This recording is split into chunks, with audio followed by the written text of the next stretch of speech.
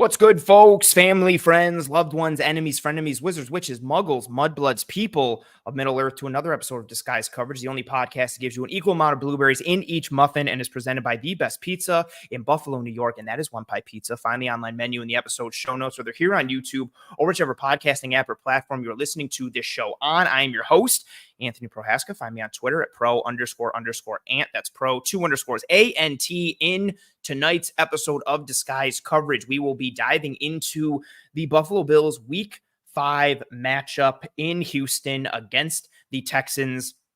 The Bills are maybe, potentially, depending on who you ask, reeling a little bit after getting shellacked and mollywopped in Baltimore Sunday night against the Ravens. They leave Baltimore, continue their road trip, going to Houston to face CJ Stroud and Nico Collins and maybe Laramie Tunsil and maybe Tank Dell and Danielle Hunter and Will Anderson and Stefon Diggs. I don't know if anybody is aware that Stefon Diggs is on the Houston Texans. He used to be a Buffalo Bill. Don't know if anybody knows that. But we'll be diving into several of those players, if not all of them tonight. The scheme, the structure, the who's, the what's, the how's, the why's, everything that pertains to Bills versus Texans in Week 5. What will decide that game, the critical elements, the critical matchup pieces. And I say we because in having that conversation, I am not alone. I am joined by Mr. JP Acosta of SB Nation, who continues to set the record for most guest appearances on the show, and who at this point, I told this to JP offline, and I'll tell you all you folks this now. You know how we do in season on the show. I like to bring in guests that do, preferably schematic work, film work, who actually know ball on each team. If I can't find someone like that who covers the team the Bills are playing, I pretty much at this point resorted to just messaging JP and see if he'd be willing to join me. This one also has a little added benefit. JP is a ball knower, but also a Jacksonville Jaguars fan. The Texans just played the Jaguars, so he's got a little added insight and emphasis added to this game. But regardless of that, JP, you're awesome. I love you. We started late because we were chopping it up offline, as we are ones to do every time you join me. I appreciate you coming back again for another record-setting appearance. Thank you for being here. I'm excited. This feels like a big game. It is the Jerry Hughes revenge game. It's the Robert Woods revenge game.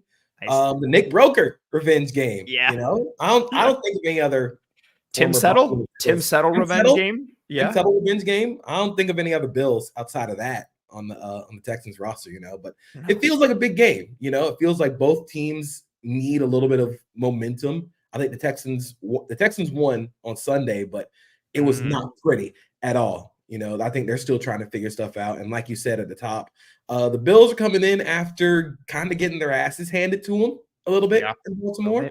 So they need to they really need to get back on the right track, especially on defense. But luckily, not facing Derrick Henry this week.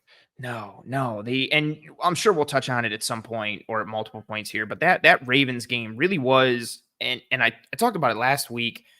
I like this comment from Ralph was saying, JP, next Jags coach. Would you accept that job? Would you accept the job? Absolutely. I would accept that job on one condition. We will only throw the ball 10 times. This will be, remember the Jimmy Garoppolo game for the 49ers against the Packers in the NFC Championship game where he only threw it 8 times? Oh, yes. And I think one of the first plays he threw a pick and Kyle Shanahan was like, nope, none of that. Never again. That is going to be every game. We are coming from the school of Jim Harbaugh, and we're going to run that damn ball. My pronouns are power and counter. So if you make me the head coach, we will be running that damn ball. Back to when men were men, when this country was at its finest, we were running power, we were running counter, good gap scheme, displacement creation, people moving guys, setting the tone. It was cold and the field was made of real grass, but it was pretty much mud, and the steel industry was strong, and we made our own stuff like here. Those NFL films sounds the bum bum bum. Yes. That is real football. That's how you come to the podium for your presser. Every week. I need that played. Every press conference. I want that played as I walk out. I want it played by some but it's not. It's I either want it played by some extravagant, you spend $10,000 per appearance for some really great orchestra or band to play it, or it's you've got a cousin who dabbles in music, wants to be upbeat. Yeah, It's just some really bad instrument or some like a pan flute. I'm just thinking what would sound terrible. And It'll be like I'll have Tank Bigsby play it on kazoo every time I come out. and Tank's like, am I going to get on the field this week? It's like, we'll see how you do with the kazoo. Hold on, let's too much dip on the chip. Yeah. Don't get ahead of yourself here. That's a good point though with the Texans, because I feel like going into this game, the Bills are reeling a little bit after that horrible loss against Baltimore, but the Texans had their own loss like that a couple weeks ago, just got housed by Minnesota. Really, really fun game plan. Like I didn't watch the Vikings offensive side as much. I watched the bits and pieces and like half of it through the tape, but I really focused on the defensive side. Minnesota's defense is just so fun. How much they play on the front foot, what they're doing from a blitz standpoint, what they do from a multiplicity standpoint with the three safeties, what you do with Bynum and Harrison Smith and Metellus, and then how they're kicking Murphy into the slot to put Griffin in at outside corner along with Gilmore, and how they just disguise well, they rotate well. They had the Texans offense in hell, as they have pretty much almost every Shanahan offense, minus Matt LaFleur a little bit, kind of breaking through a little bit this past week. But yeah, the Texans had their own shellacking at the hands of Minnesota. And then they come home and they have, I don't want to say a deflating victory, but kind of a deflating victory against the Jags. And one that, I know you echoed these sentiments on Twitter. The Jags kind of gave that game away. Like Trevor Lawrence missed a bunch of not even like superhuman level throws, like just a bunch of basic, like just hit the guy, just hit the open guy. Like he's right there. And then the Texans have some injuries on top of it. Yeah. They don't come into this game. Like my initial thought coming into the season before any games have been played, when it was at this point, the Texans might be like the toast of the league. We'd see where the Bills would be. Now I feel like the Bills are definitely reeling, but the Texans really haven't hit their stride on offense, given to where they are or where people thought they'd be this year. And then they still have some questions on defense. It's a weird spot for both teams, but especially for Houston, I feel like it's not that side isn't really getting seen as much. Yeah, it's been a weird year for Houston already through the first 4 games. I think they started off really fast. They started off running for 200 yards on the Colts, and then haven't really gotten that back at all. No, you know what's crazy? So I was going to mention it later. They are, despite absolutely murking the Colts on the ground, they are one of, I thought I wrote it down, but I guess I'll just pull it up organically from the stats again. They are one of the worst teams on the ground this year. And in terms of EPA per rush, they are, now I can't find it. They're horrible. They're not like a good running. Oh, there it is. They are 25th in EPA per rush on the ground per next gen stats. If you take out that week 1 bonanza, they are dead last in EPA per carry. And hold on, wait. I got to correct myself. I'm sorry. They were 25th in, that's why I knew it was eluding me. They're 28th on the year in EPA per rush. And to your point, yes, if you take out that Colts game in week 1, they're even worse. Continue. I'm sorry. They're even worse. And their 23.2% success rate on the ground is also dead last. And they're behind the Raiders, who actively cannot run the football. So it's just been a weird year trying to figure out what works. I think defensively, they've been hot and cold defensively. They're still really young, especially in the secondary, but they're still trying to figure it out. But no matter what you get from the Texans, you will get a good performance from their stars. That's going to happen. They have the stars to win the football game. Now it's time for the others to kind of lead them back up.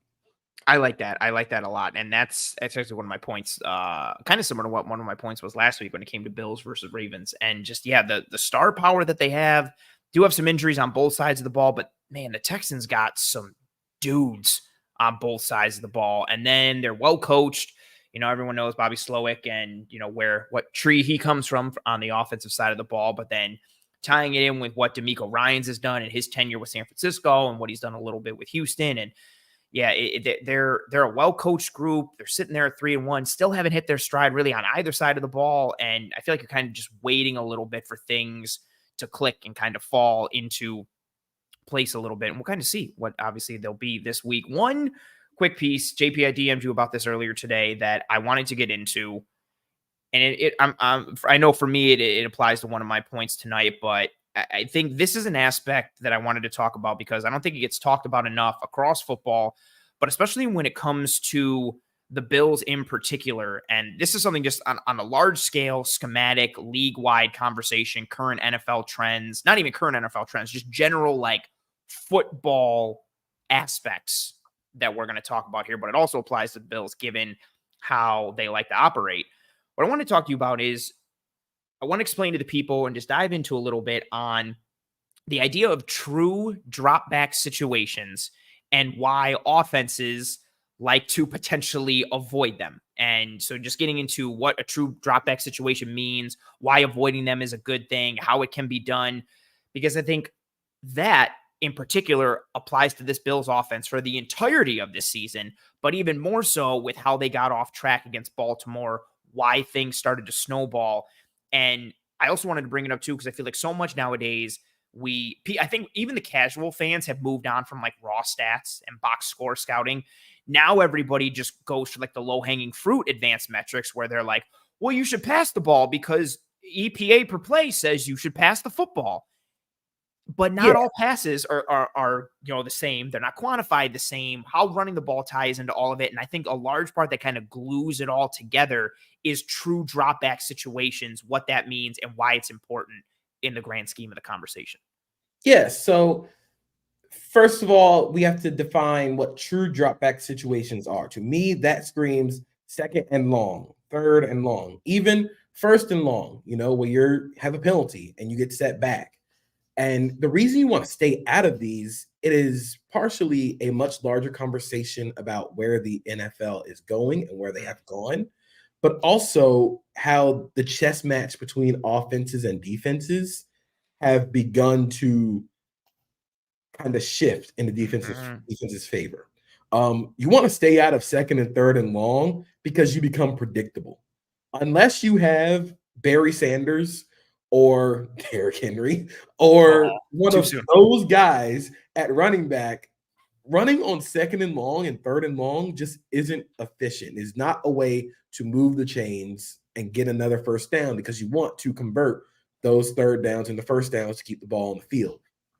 Now, because you're so predictable, defensive coordinators can start throwing curveballs at you. That's when you're starting to get into the simulated pressures, the creepers, because now you just want to speed up that process. In third and longs, you don't want to get beat deep defensively. You don't want to get beat deep. You don't want to give up that first down.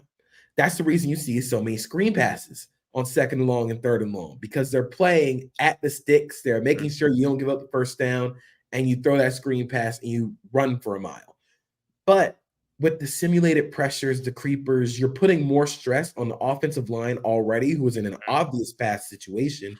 And offensive linemen haven't been that great to start the year in the NFL. I think largely because development of the offensive line has gotten really bad. And I think, we have so many guys who are coming in. It's not necessarily on the players, because the players who are coming in are some of the most athletic tackles that we have ever seen. Yes. We're seeing elite athletes enter the NFL, but it's about having that time to develop those athletes into good football players. And the NFL doesn't really have that time. With the 3 preseason games, you don't get a lot of contact and practice, and then you are already, boom, you're right to the middle of the season. So you think about Kansas City with Kingsley Suamataia. They have to play him first. Yeah. So he's going to play poor, and he got benched. But now you're thinking, okay, we have to try and develop this guy as we try and win games. And it kind of goes like you're pulling in 2 different directions. Yep. But now you have those guys on the field. You have this offensive line that hasn't really blocked together on the field. And defense is just going to start sending everything at you, especially like you talked about at the top with Minnesota kind of taking Houston to the woodshed. They threw everything in the kitchen sink at them, rotating from 1 high to 2 high. Harrison Smith leading the NFL and just distance covered. Yep. He's going from the slot to like split field safety, and then he's like going to blitz off the edge, and then he's dropping as like the Tampa player. He's going from the edge to the deep third of the field. It is an absurd thing to do to Harrison Smith, who is well above 30. But he's getting his steps in. Yeah, you are making this, you're making this man run every week. So it just goes to, you want to avoid those true drop back situations because you still have the advantage in those second and mediums or second and shorts. And you think about second and short, depending on down and distance, say you get into like a 2nd and 4, but you're at, like the opponent's 46-yard line. That feels like shot play territory. That feels like a play where you can go downfield aggressively, knowing that if you don't get it, it's 3rd and 2. You can get 2 yards. If you can't get 2 yards running the football, you probably shouldn't be on the field anyway. So I think with avoiding true dropback situations is so important, especially for a team like the Bills, because as great as Josh Allen is, you don't necessarily always want Josh Allen to play Superman every week. That's why you change this offense so much, so you're not as reliant on Josh Allen sicko mode. You want to try and keep the ball ahead of the sticks. And I think with what the Bills are doing to try and stay ahead of those, they're kind of doing what again, it's very much the Chiefsification of them. They're just, every run is tagged with like a bubble or an arrow RPO, where if you're Josh Allen just counting the numbers, he has played so well this season in terms of pre and post snap processing. If he just counts the numbers in the box and he doesn't like what he sees on the run, he'll just throw the arrow or he'll throw the bubble screen. If he doesn't like what he sees out there and they have favorable numbers in the box, they can just run it. And so now you have an easier way to convert those first downs into second and mediums. You stay sustainable, So I think staying out of those true drop back situations helps keep the offense one step ahead. You stay one step ahead in the chess game. You might move this piece here, but you already know that you have the next plan ahead. You have the next move already planned out. I love that. And yeah, it's real quick on the offensive line piece. I love that point from you. And I also tie that in. I feel like that's an aspect that hasn't gotten talked about enough with how college offensive systems run now. So many people like to jump on the the quarterbacks don't run pro style systems and they're not asked to, read progressions or do progressions and go from, 1 to 2 to 3 and so on and so forth.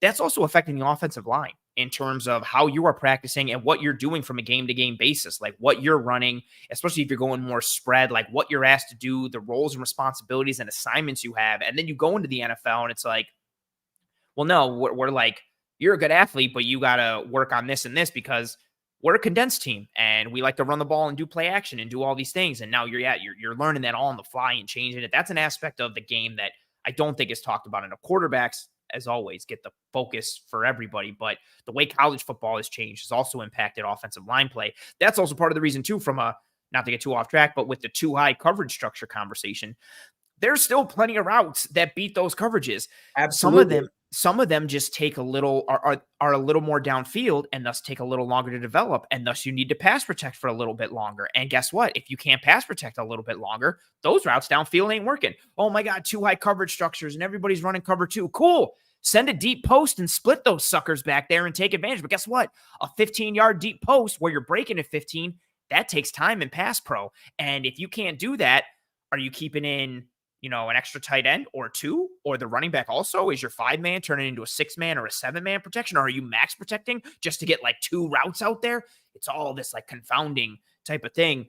But I love what you said on the true drop back nature. It's something I talked about last week a little bit on the show going into the matchup. I talked about it on Twitter coming out of the Bills-Ravens game. And I really feel like that conversation, everything you said, and I feel like a bit what I'm about to say as well on it, like it really just ties into what happened to the Bills offensively in that game. And so I define true dropback situations similar to you, but I had like a couple specific quantifiers, like no play action, no quick game, no screens, no boots or rollouts or anything. And those really, also kind of funnel into when you have 2nd and 3rd and long, to your point, those are more of like, okay, 5-step drop, 7-step drop. It's an actual, like, we can't really game you up too much. Maybe we'll run a screen, but it's more of a true dropback situation.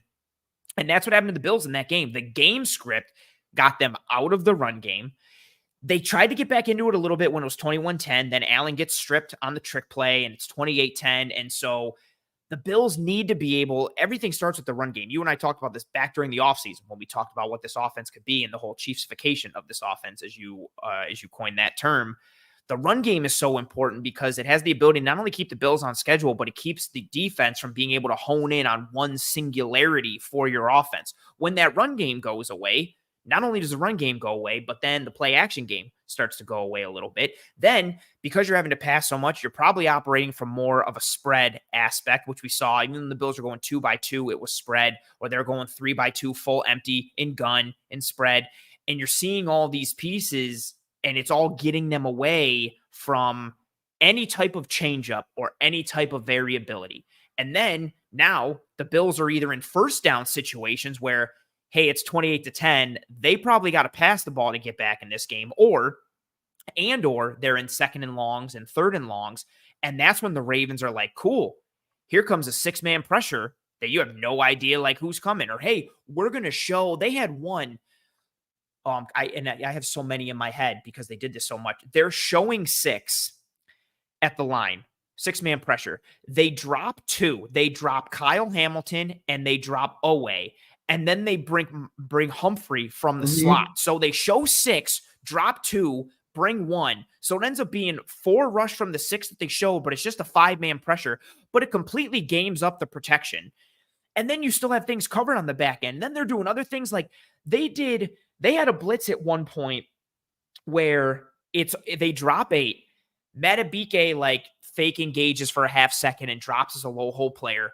But then Roquan is also a low hole player and someone else is, and they're playing like all man on the back end with 3 low hole players to take away seams, quick stuff, and Josh Allen run game. Oh, it was the it was like a 3rd and 6 and early in the game. Yes. They brought Roquan up, and the thing about it is they both engaged with the linemen. So it made it look like we are going to rush, and then dropped out of it.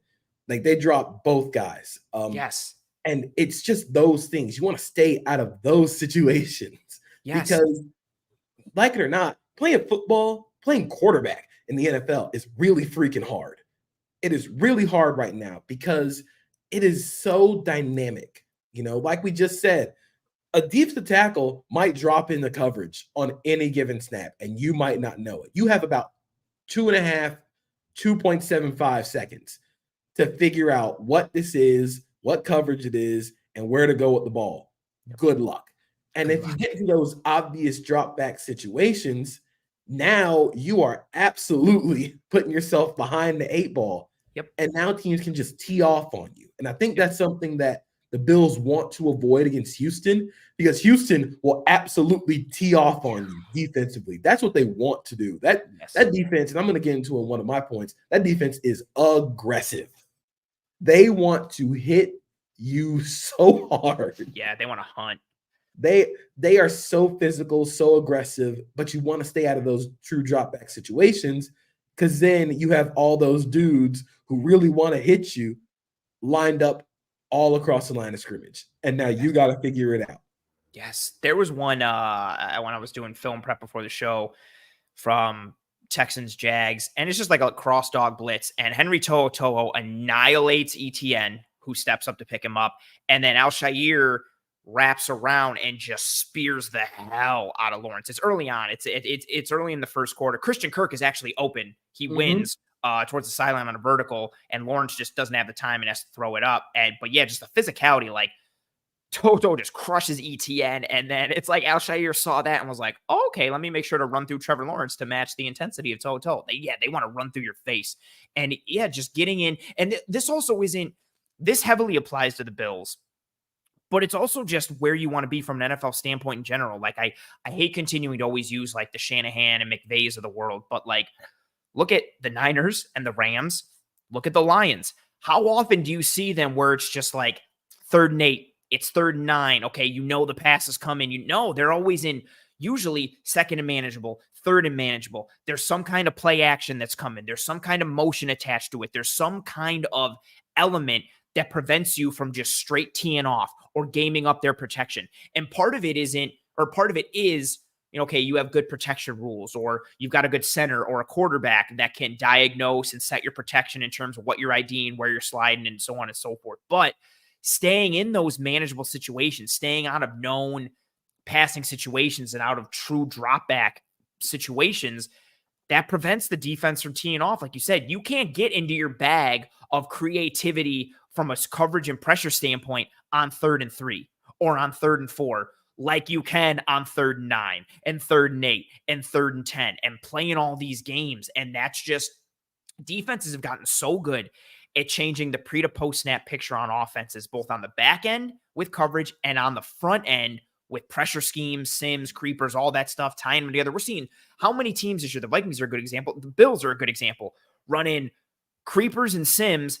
And then on the back end of it, when they're still dropping 7, they're running like a non-traditional Tampa 2. And you're trying to figure out who's rushing. They might be gaming up your protection. You might have kept in 1 or 2 extra dudes to block when you didn't need to. So now you have less guys out in the route distribution. And then you're trying to figure out, who the hell is the Tampa player? Is one of those safeties dropping as like a robber or a hole player? Did the slot just drop as one of the split field safeties? Like, you're trying to process all of that. You can mitigate a significant chunk of it by just staying in more manageable down and distances situations. And also, too, if you are in 3rd and 4, 3rd and 3, you get confused on that. Look, cool. You can dump it down to the check down, and maybe he gets all 3, or maybe he gets 2 or 3 and gets you to 4th and 1 or 4th and short. Probably not going to happen if you're on 3rd and long or 2nd and long, and kind of blending all those things together. I think it's such an important point, because the meta for so many people now is pass the ball, pass the ball, pass the ball. And the metrics all say it, but they forget how the run game ties into that, how it opens up defenses, how it sets things up, even from a pass standpoint, and why you want to avoid those true drop back situations. The Saints and Cardinals are a good example this year. When they were clicking those first 3 weeks, they weren't coming out and just, okay, it's going to be a pass. No, they're working in play action, or if you're the Cards, you're working in all the Kyler Murray stuff and all the mesh action in the backfield with him and the running back. And who, is he keeping? Is he reading? Are they running modern day triple option stuff? You want to keep the defense guessing. You want to have every possibility accounted for defensively if you are in offense. And when you get into those true drop back situations, that's where defenses can, 1, get into their bag. 2, that's where your options offensively are limited. And then if you add in teams that have really good talent on that side of the ball, like the Baltimore Ravens and like the Houston Texans a little bit, which we'll get into, yeah, it just compounds so many issues. I was going to pull it up, but the video was like being weird. I found that clip because I tweeted it on Twitter of that Ravens drop 8. It was 3rd and 7 in the first quarter, second quarter. Those low hole players. So yeah, Matt BK is lined up in a shade on the center. He engages and then drops out. It's him, Roquan, and Kyle Hamilton are the 3 low hole players. Like, your best dudes, bro. That's a lot of arms. That's just the ball around. Yeah, that sucks. And then on like the back end, like, everybody's just locked up because the Bills wide receivers aren't creating separation. Yeah, like, you're just in hell. And the Ravens on both sides of the ball really had the Bills in hell. But from that side of it, I think a lot of it stemmed from the run game went away. Game script kind of backed them into a corner, and that corner that they got backed into was more true drop back situations and or known passing situations. And that's not where you want to live if you're anybody in the NFL today, but especially this Bills team. Yes. Yep. Exactly. This personnel, it's a terrible place to live, but it actually brings up one of my favorite blitzes I think I saw all week. And it actually comes from a college game, Oklahoma and Auburn. Auburn throws a pick 6. Oh, I know what blitz you're talking about. Yeah, Oklahoma has everybody mugged at the line of scrimmage. There's like 7 people at the line of scrimmage, and they drop 5 of them. Yeah. So only rude. 2 people rush from the edge. They think the slant's going to be open. Pick 6. Good luck. Like I said, playing quarterback is really freaking hard. You got to try and diagnose all of that in the span of like maybe 2.5 seconds, because if you don't, you're either going to get cracked or you got to go into chaos mode outside the pocket, which is, again, high variance. So I think for the Bills, the biggest thing, especially against this Texans team, is staying out of those obvious passing situations, because not only do the Texans want to tee off on you, they got 2 dudes on the edge that will tee off on you.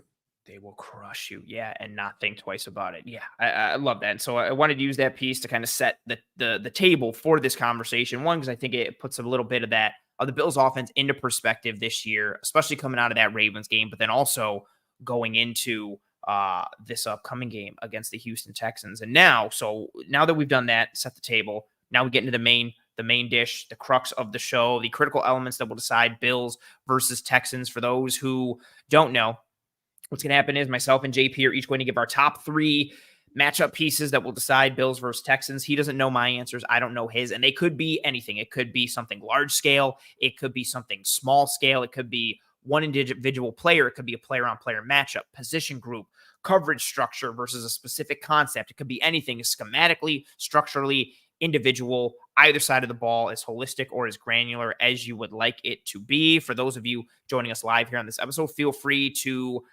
comment on each of our aspects or elements. Feel free to put up yours into the chat. Any thoughts, questions, comments, concerns you got, put it up into the chat. I will bring them up as quickly and as humanly as possible. JP, you are the guest. You have the floor. Feel free to go in any particular order. If you have them ranked, if they're all equal, you know the drill. The floor is yours. Godspeed. My first one is 4 words: Nico Collins, inbreakers. Nice. If you don't know, Nico Collins leads the NFL in receiving yards this year. He's very good. Yeah, he's really good. He has 489 receiving yards so far this season. According to Sports Info Solutions, about it's an absurd number. I think 168 of those receiving yards have come on slants, posts, and digs. That is what he does. He is such a big, strong, fast receiver that he just dominates on those end breakers because you have to worry so much about him beating you up at the top of the route. He just, boom, he's blasting right past you. And then CJ Stroud, I think, is the perfect evolution. Like, it's going to sound hilarious. He's like the perfect sell of like Shanahan quarterbacks. Like he has maximized this entire offense and the ability to play on script and off script. But where he does it so well is on those end breakers. You watch soccer a lot. He is the midfielder that always can put a beautifully placed through ball. Oh, he's key. He's key. He's Kevin De Bruyne. He's Kevin De Bruyne. He is so good at putting pace on the ball where you don't have to slow down. Yeah. And that's what Nico Collins does. He gets on those end breakers and they hit him over and over again. I pulled up his route tree from Next Gen from week 4 against the Jags, and it's all just him going and over the middle, over everything. Digs and posts. Yeah. They know what he does well. They know what this offense does well. And I think that's something that the Bills are going to have to be aware of. I know Diggs is going to get a lot of the attention. Nico Collins is their wide receiver 1. He has third highest EPA among receivers with 10 targets, at least 10 targets on those routes. He is a bully on that route. And CJ Stroud on those routes, also a 90.3% on target rate, a 10.7 ADOT, and 13.4 total EPA. That's pretty good. That's pretty good for a quarterback on those end breakers. You have to insulate your corners on those. You have to be able to insulate those guys, but also protect your linebackers because you don't want to have them in a bind where CJ Stroud is so good with those high lows. Yes. Because he's so good at manipulating defenders. He can move that linebacker and then hit Nico Collins coming right behind him. Or if it's like 3rd and 4, he doesn't have to hit that dig. He'll just throw the hook route, and all of a sudden you're in this bind. And I think with Buffalo still being kind of depleted among the second level, you want to keep your linebackers out of those situations. I'm curious you really cannot play like cover 3 to kind of flood that intermediate area because all he's going to do is just like those bang 8s. And those digs, he's just going to hammer them, and CJ's going to throw them every single time. So you're going to need those safeties. You're going to need a big Taylor Rapp game, those guys coming off the roof to kind of help on those routes. Because if you give up those portions of the offense to Houston, they're going to eat you alive. I can't tell you how much I love that you led with Nico Collins because I love Nico Collins. I think he is. Yes. And everything is relative to, I think, how players get talked about and the shine they get. I think offensively, Nico Collins is the most underrated player in football on the offensive side of the ball. And then defensively, I'm still going to bang this drum. I think Max Crosby is still the most underrated player just because he's one of the top 3 edges in football, but does not get talked about that. It's always like, oh, look at him hustling and doing so much for the Raiders. But nah, he is a monster against the run and the pass. Just to put it into perspective, because people might say, well, yeah, but it's a small sample size. Maybe Nico's not that good. Last year, in the 2023, who I sound like Tweety Bird from Looney Tunes, in the 2023 season, amongst 128 players that saw at least 50 targets per Sports Info Solutions, Nico Collins was tied for second in yards per route run, second in EPA per target, fourth in total receiving EPA, second in quarterback rating when targeted, eighth in positive play percentage, eighth in yards per catch, and tied for second in broken tackles. He is big. He is strong. He is fast. He is a good route runner. He has no fear operating in the seam or operating in the intermediate anywhere, probably because he's bigger than you or just as physical as you are, no matter what position you're playing. And to your point, his relationship with Stroud is so good.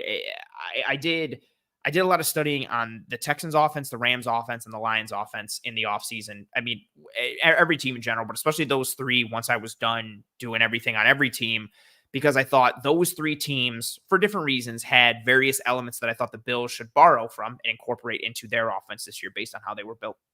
And so much of the Texans, and I watched 8 games for the Texans once I started deep diving.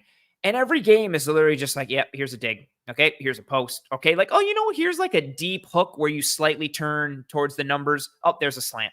Okay, there's like an over. Okay, like everything is just send him over to the middle. And Stroud is so good at seeing everything between the numbers and holding linebackers, manipulating safeties. And he's also very good layering those throws between the second and third level or fitting it in between 2 hook to curl players with precision placement. This isn't like, let me throw it and my guy has to go low or turn back. It's on the numbers. He's pinning it on dudes' face masks with precision. And then you tie in how the offense operates. So I love that opening piece from you. And it ties into one of mine. I had no order. I was just going to go based off of what you went with. So this is similar to mine, but I labeled it broad term, kind of like what I did last week for Bills Ravens. Very similar. So I titled it Talent versus Scheme, the Texans offense versus the Bills defense. We'll see what happens from an injury perspective for the Texans, but you have Nico Collins, Stefon Diggs, Tank Dell, if he plays, Laramie Tunsil, if he plays, CJ Stroud. I think Joe Mixon is still a quality running back. Shaq Mason's been kind of up and down, but I still like Shaq Mason. But regardless of that, Nico, Diggs, Dell, Tunsil, Stroud are legit.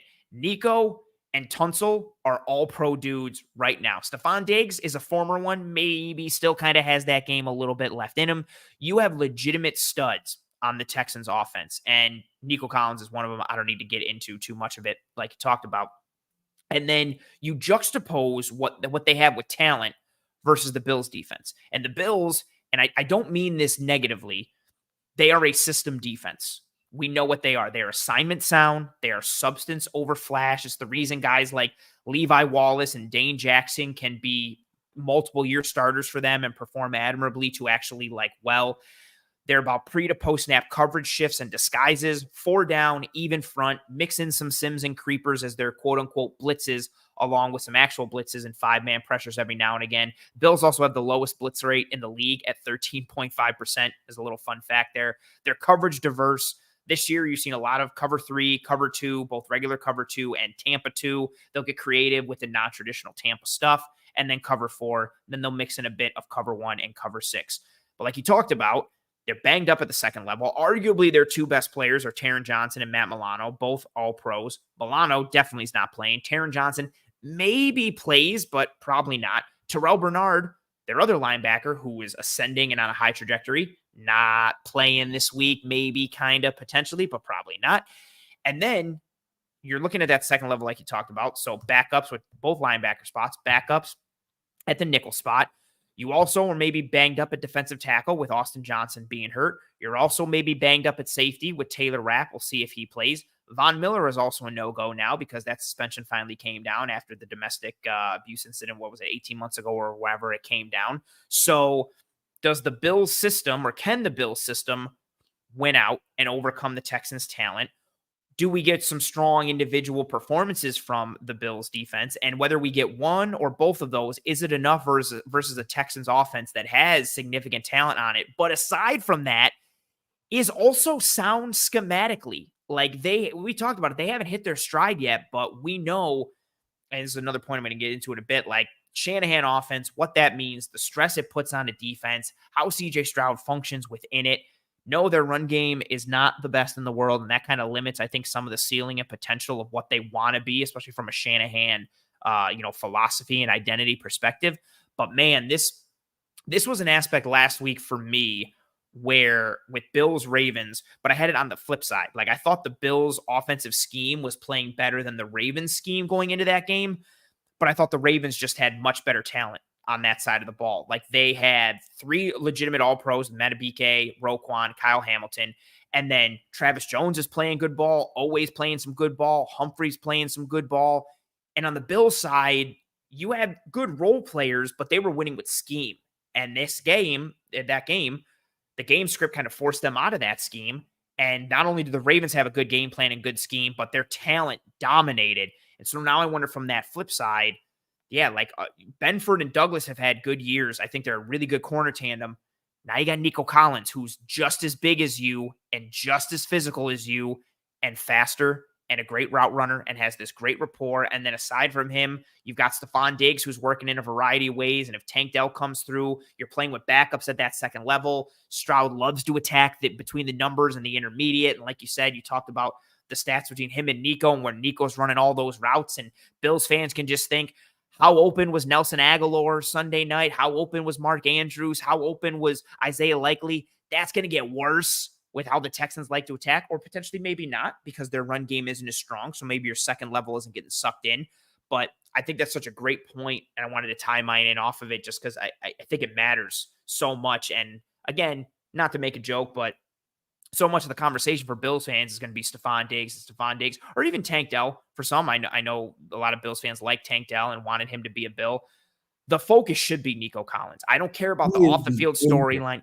Yes, he is 100% the engine of that offense. He is a stud. He is right now, legitimately, before this season started, like at worst, I had him as like a top 8 or 9 wide receiver. He is a legit one. He is a stud. If you wanted to throw him up into the top 5, I got no qualms with that. And he does it from production, but also like precision. This isn't like, well, he's top 5 because of production. No, he's got the numbers to also match with the refinement and the skill set and the traits and the frame. Dude is the complete package and an absolute monster. He 100% should be the focal point of this conversation when it starts with their offense, aside from CJ Stroud, and understandably so. Like, to keep it in perspective, what Nico Collins is doing, especially on those in breakers, last season, Nico Collins had a 95% first down rate. That's so crazy. On those in breakers. That's so dumb. That's such a ridiculous stat. And the only reason he was second in the NFL among guys with at least 20 targets on those routes is because Josh Reynolds somehow had an 100% first down rate on those same routes. That's ridiculous. That's insane.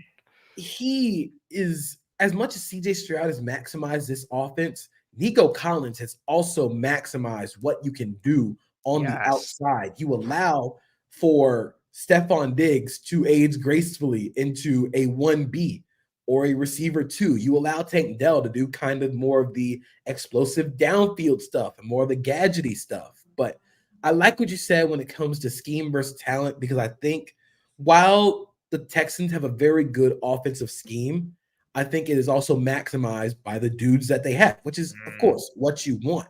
You know, you have guys like Stroud who will put the ball right in. You can't even hand the ball off at the same precision that CJ Stroud throws with. And now you have guys like Nico Collins. I think the offensive line has gone through a lot of penalties this year. Yeah, a ton of pre-snap stuff too, like illegal formation, illegal shifts. Like that killed him a ton. All credit to Minnesota for the game plan they had in the execution. But there were a bunch of snaps in that game where the Texans would convert a first down or third down into a first down. And they called back for false starts or penalties, a lot of pre-snap stuff, all on the offensive line, just real clunky. There was a point in the Minnesota game where they had 3 straight false starts. Yes. And then on the final play after the false start, there was an illegal formation. Yeah. Like, it was just one of those days. It backed them up into like 3rd and 16, I think, after being like 3rd and short or something. And I was just like, oh my God, like this is the microcosm of like, it's not your day, man. Just go.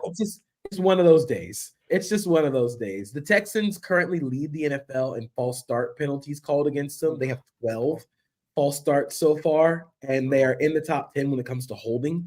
I think this defense is going to have to remain structurally intact, largely because as good as I think the Bills defense has played, they've shown, like last week, this scheme can be broken when you have game breakers. And the Texans have a whole lot of game breakers on the offensive side of the ball. So remaining structurally intact, but also protecting those linebackers and those nickel defenders who haven't really played a lot or played a lot against this type of talent is going to be pivotal. You're going to have to see, like I said, a big game from Taylor Rapp, from Cole Bishop. It's going to have to take those guys hammering down hard on those end breakers to kind of break up those windows and just force them to go over your head.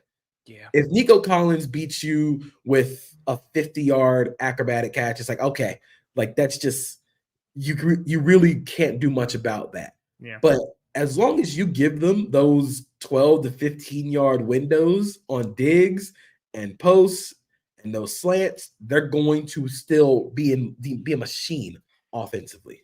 Yeah, that's kind of like, what Tom Brady was with like Danny Woodhead and James White and just like chucking it down to the running backs at like 2 or 3 yards past the line and them getting like 5 or 6 yards.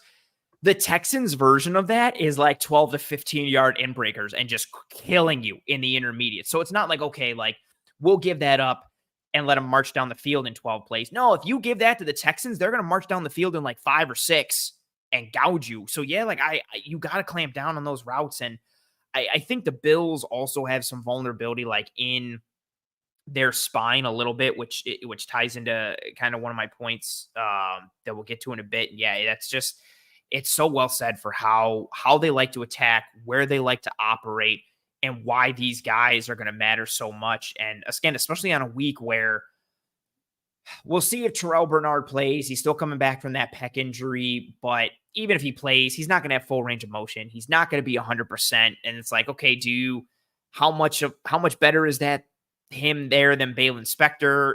And then you're coupling it, give him the rest of everything at the second level. What you have at the safeties, there's some questions there, like we talked about. Is it Rapp and Hamlin? Is it Hamlin and Bishop? Like, what are you getting? The safety play wasn't great. I mean, nobody on defense really played great against Baltimore. Yeah, it's a man. And I love your game breaker comment too. Like the Ravens offense is like, oh, sweet. Like Lamar's a monster and Henry's a monster. Don't let him get going. You couldn't even finish that sentence. Then I was like, oh, they got going. There it is. It's over. There we go. Okay, cool. And then after that, they just leaned into it. The whole rest of the game was just like misdirection and eye candy and like, hey, we're going to fake this bubble over here. Halfback draw to Justice Hill for like 12. Oh, we're going to fake this. Quarterback draw with Lamar for 13. Like everything stemmed off that and built off that. And the Texans do that with their intermediate passing game with Stroud and the inbreakers, the Nico. Everything stems from that, regardless of what you see with Diggs or what you see with Dell or Dalton Schultz or Woods or the run game.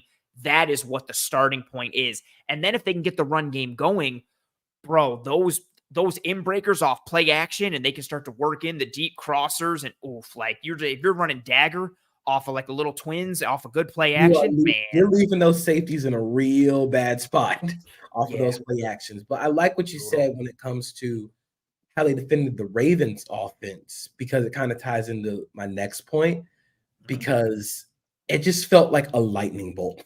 Like the first play, like Derrick Henry lightning bolt, and it's all of a sudden like, oh shit.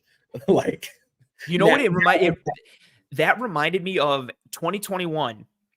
The Colts came to Buffalo after the Phillip Rivers led Colts lost to the Bills in the wild card round. They come back, not Phillip Rivers anymore, and they housed the Bills 41-15 in Buffalo.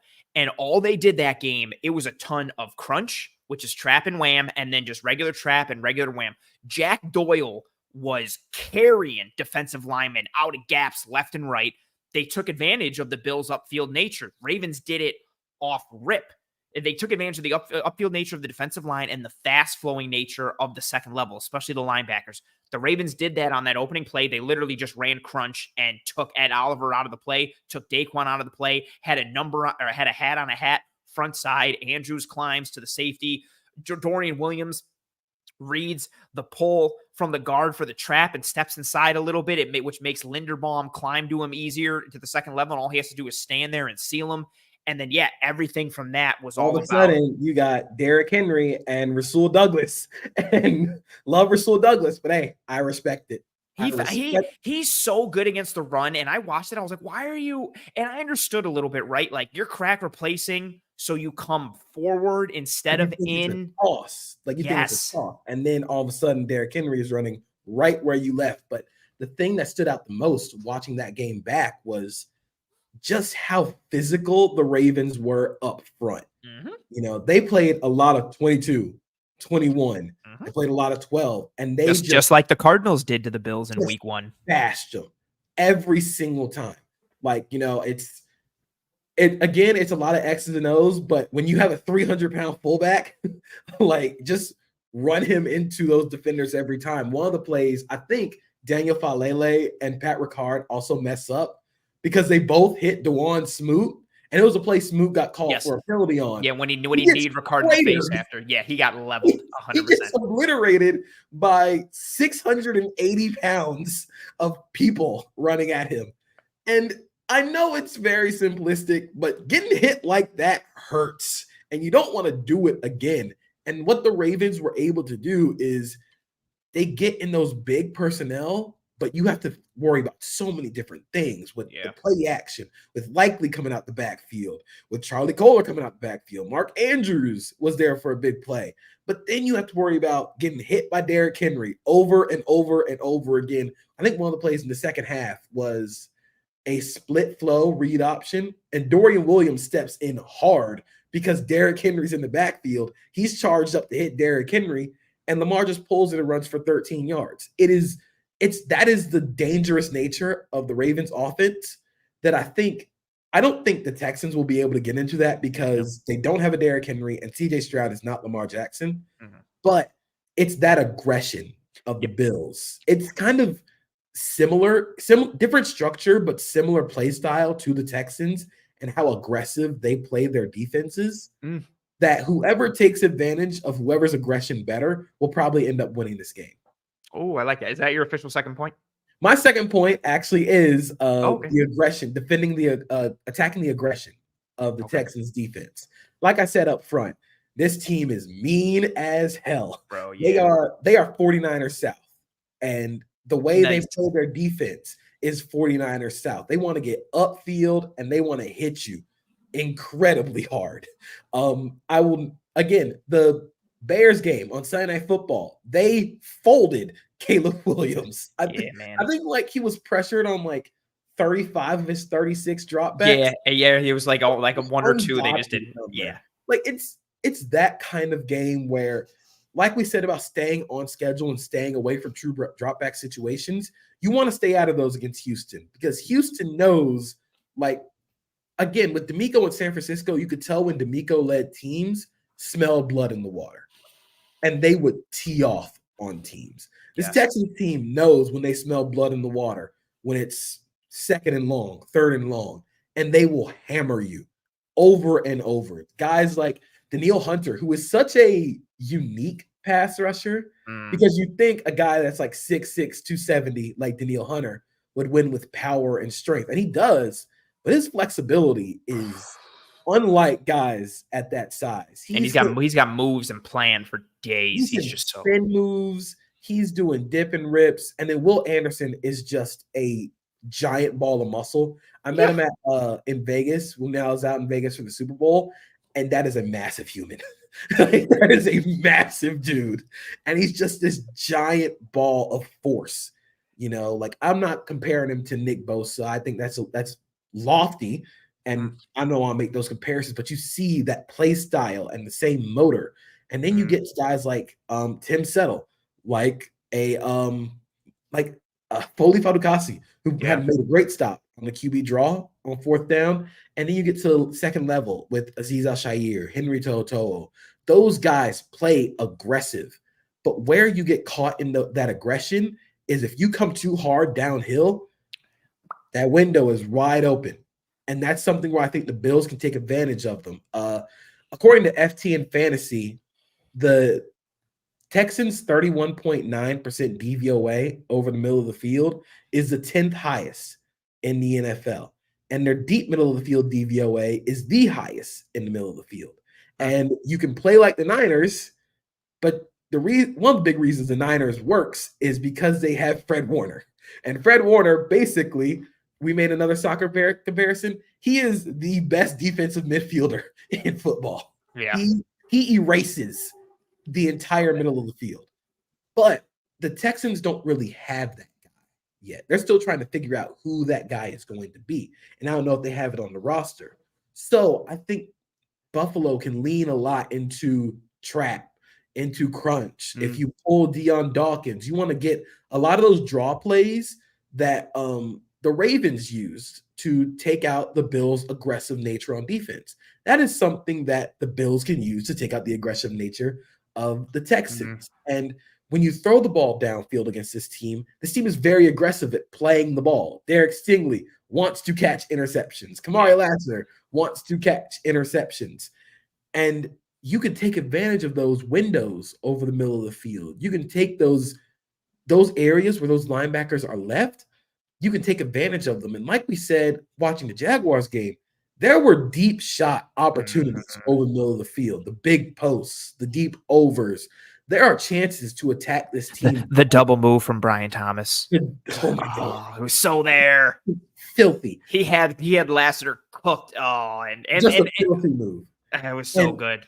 You can use that aggression against them. So my biggest point for the Bills offense is how you create a game plan that will use that aggression. I mean, the big Tank Bigsby run that was like 58 yards was a draw play. Oh, yeah. Where everybody was fast flowing and Tank Bigsby just runs where they all left. They had ETN had a big one on a crunch out of shotgun.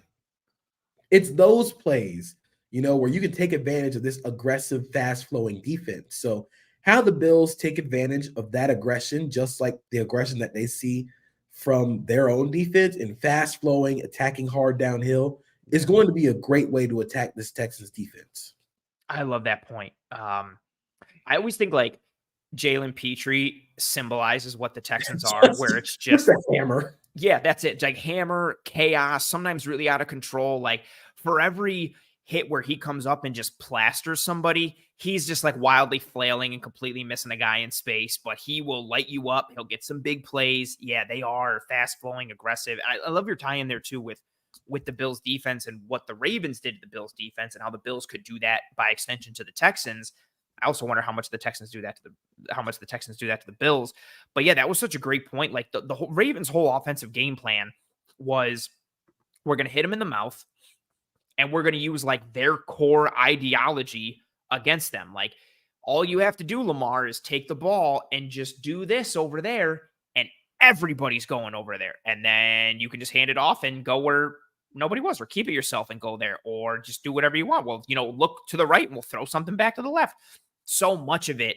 And then you tie in the running game getting going and not being proper in your run fits and how much it stressed the Bills. But yeah, everything was based on using their strength against them. And to your point there with the Texans defense, I just really like that, because there is such an attitude to the Texans defense with how they want to play. Like they want to run through your face. Well, I think Will Anderson is probably a good example of a microcosm of their mentality as well. Like not the most, hell, the whole reason everybody started, aside from prospect fatigue, but everybody started, or not everybody, some people, some especially loud people, wanted to start putting Tyree Wilson over Will Anderson in the prospect rankings a couple years ago. And it was like, well, Wilson's ceiling and the moves he could have.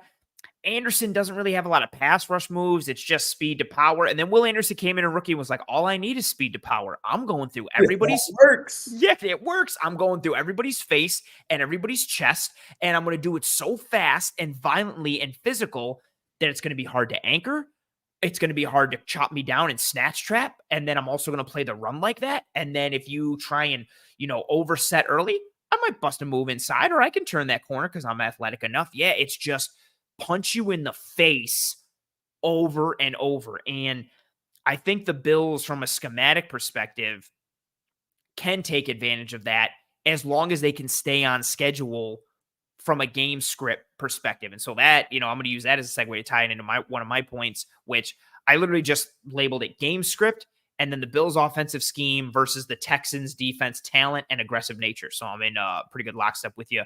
Like we talked about, like the Bills just got into a spot versus the Ravens where the run game became less viable, play action became less viable, and you were basically chasing the dragon and living in a world of known passing downs and distances, which I think this is coming to light a little bit more now. It's not ideal for any offense, but especially the Bills, because they don't have the most natural separators at wide receiver, nor do they have the most speed, which is, I tweeted earlier today, like the first 3 weeks for the Bills, everything was clicking offensively, but it was all schematic. It was Joe Brady literally kind of batting 1,000 with pushing the right buttons and pulling the right levers and at the right time. They're scheming guys open. Josh Allen's hitting his first read or his second read. Maybe he has to get to 3, but it's not that often. He's checking the ball down at 5 yards and guys are running for 8 to 12. Like everything was working in tandem with one another. But we saw against Baltimore, if that script goes away a little bit, or you play a team that has good talent on that side of the ball, especially at premium positions, it can kind of put you into hell. And it became harder to scheme players open versus Baltimore. Also harder to deal with the Ravens digging into their bags of tricks, like we talked about in true dropback situations or known passing situations. And again, like living in more of a known passing situation and or more of a true dropback world opens you up to more opportunities for the defense to game up your protections or disguise the hell out of coverage and work in creativity. And again, if they have good talent on that side of the ball, it can snowball into a giant mess like Baltimore. And I talked about it last week. I thought the Ravens had 3 premium all-pro studs on the defensive side of the ball: Metabike, Roquan, and Kyle Hamilton. So they had one at each level and then a good supporting cast. I think the Texans also have 3 top-tier blue studs, not one, or blue chip studs, not one in each level, but you've got 2 on the D-line with Hunter and Will Anderson and Derek Stingley Jr. I know it can be hard from a metric. Not everybody watches tape, and I know it can be hard from an advanced metrics perspective to kind of like judge corners, especially because a lot of it is like target based or like nearest defender based. And so you could be the nearest defender, but that's not your guy or that's not your responsibility. So maybe you're getting dinged for something that's not your fault. Derek Stingley Jr. is a monster. And the only reason the only reason it's taken this long is because he's been injured, which was one of the concerns coming out of him, or coming out about him when he came out from the draft class. And this isn't me just kind of stumping for him. He was my corner 1 coming out that year. I had Sauce as a number 2, but I just loved what Stingley did. And part of it was the lore of like him showing up as a true freshman and locking down Justin Jefferson and Jamar Chase and that whole LSU wide receiver crew from day one, like right off rip as a baby-faced freshman. He was like the best athlete and technical dude on the field. He is a monster. And with the Bills, what they have at wide receiver, I'm not trying to like, talk low about the Bills group, but Stingley is automatically going to cancel out whoever he is covering versus the Bills on Sunday. I don't care who it is. Wherever he goes, especially if it's man, go somewhere else. If it's man coverage, he's locking. Forget it. Like you don't have the horses to run with Stingley. He's got your dude. It's over. And if it's zone, you have to be super careful. And then tying into why game script is important and running the ball and staying on schedule, you alluded to some of the Texans pass rush capability. The Texans pass rush on the year, and granted, some of this is skewed a little bit because that Bears game was absolutely ridiculous, but they're 2nd in pressure rate, 5th in sack percentage, 4th in sacks. Danielle Hunter is 3rd in pressure rate. Will Anderson is 4th in pressure rate. Hunter is 2nd in total pressures. Anderson is 6th in total pressures. As a team, they are 9th in blitz rate at 30.9%. So even more evidence of why you need to stay on schedule and not get into known passing situations or true dropbacks too often. And then they're also 12th in EPA per pass defensively as well. The Ravens, again, they had a very good game plan schematically. It was sound. They executed it at a high level, but their dudes were dudes. on Sunday against the Bills, and they wrecked the game on that side of the ball. I talked about it on Twitter, and then Mina Kimes chimed in, and we were kind of going back and forth a bit on it. Like, Kyle Hamilton wrecked so much of what the Bills want to do. And granted, he's a unicorn and has that capability, but his ability to just close down on whoever, slot wide receiver, one of the tight ends, play anywhere, low hole player. He's playing middle linebacker and dropping into the hook curl. He's playing traditional safety. He's going everywhere. They allowed him to gum up so much of that game. And then Roquan played well. Humphrey had multiple lockdown reps. So did Nate Wiggins. Oweh had some legitimate dominant. Travis Jones reps. Was a monster. Bro, that was my biggest one. He has a hump move against David Edwards. And David Edwards is good. He clubs the hell out of him and then rips through him. Edwards holds him, and Travis Jones still just motors through and flushes Allen. Doesn't stop. He is such a crazy athlete for 340 pounds that it's impossible to move him, and they just use him on stunts and loops, and he is the crasher. With the Texans defense, they want to get you to 5-0, your protection. Yes. 5-0 protection means every man has a man. It's man-to-man coverage, but for offensive linemen.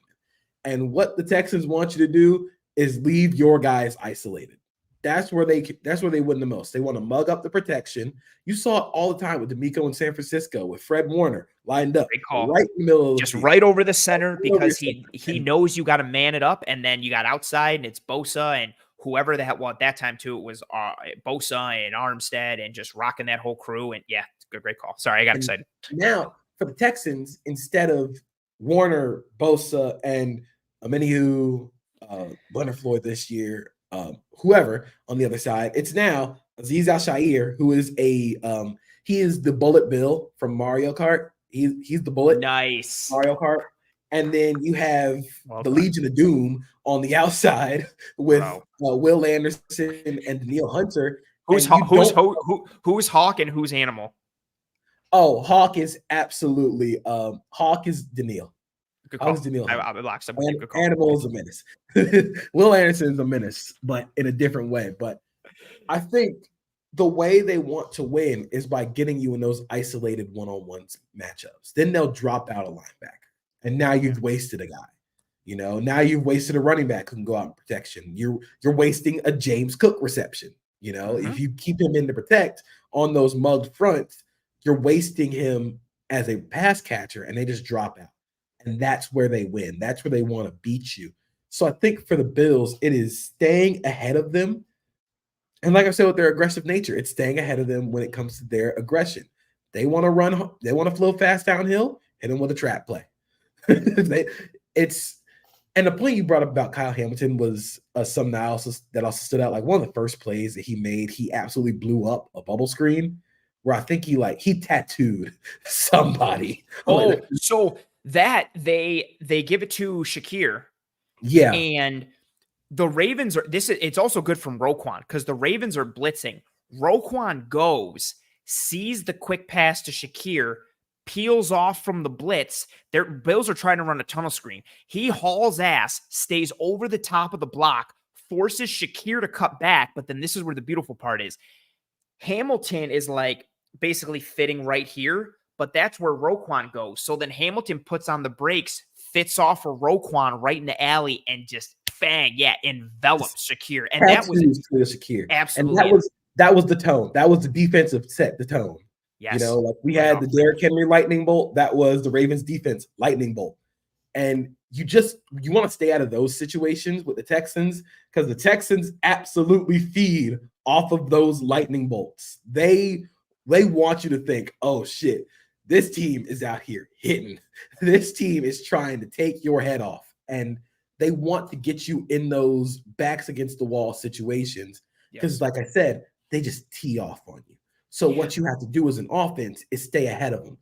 You got to hit the trap plays. You got to hit pull defenders. You want to be able to use Josh Allen to kind of attack the middle of the field. I think this is also going to be a big Dalton Kincaid game, like the Ravens game was, because you have the matchup there. Like you said with Stingley, I don't know if anybody's going to be Stingley on that side of the field. I think Kamari Lassiter can be beaten, but he's also a big physical corner. So now your guy and Keon Coleman, who is a big physical receiver, is going up against a big physical corner. And the separation might not matter for Keon Coleman because he just wins at the catch point every single play. Now you're going up against a guy who absolutely wants you to try and do that. So now you're thinking, all right, it's a Kincaid game. It's a Khalil Shakir game in the slot because you have the matchup there. You have the one-on-one.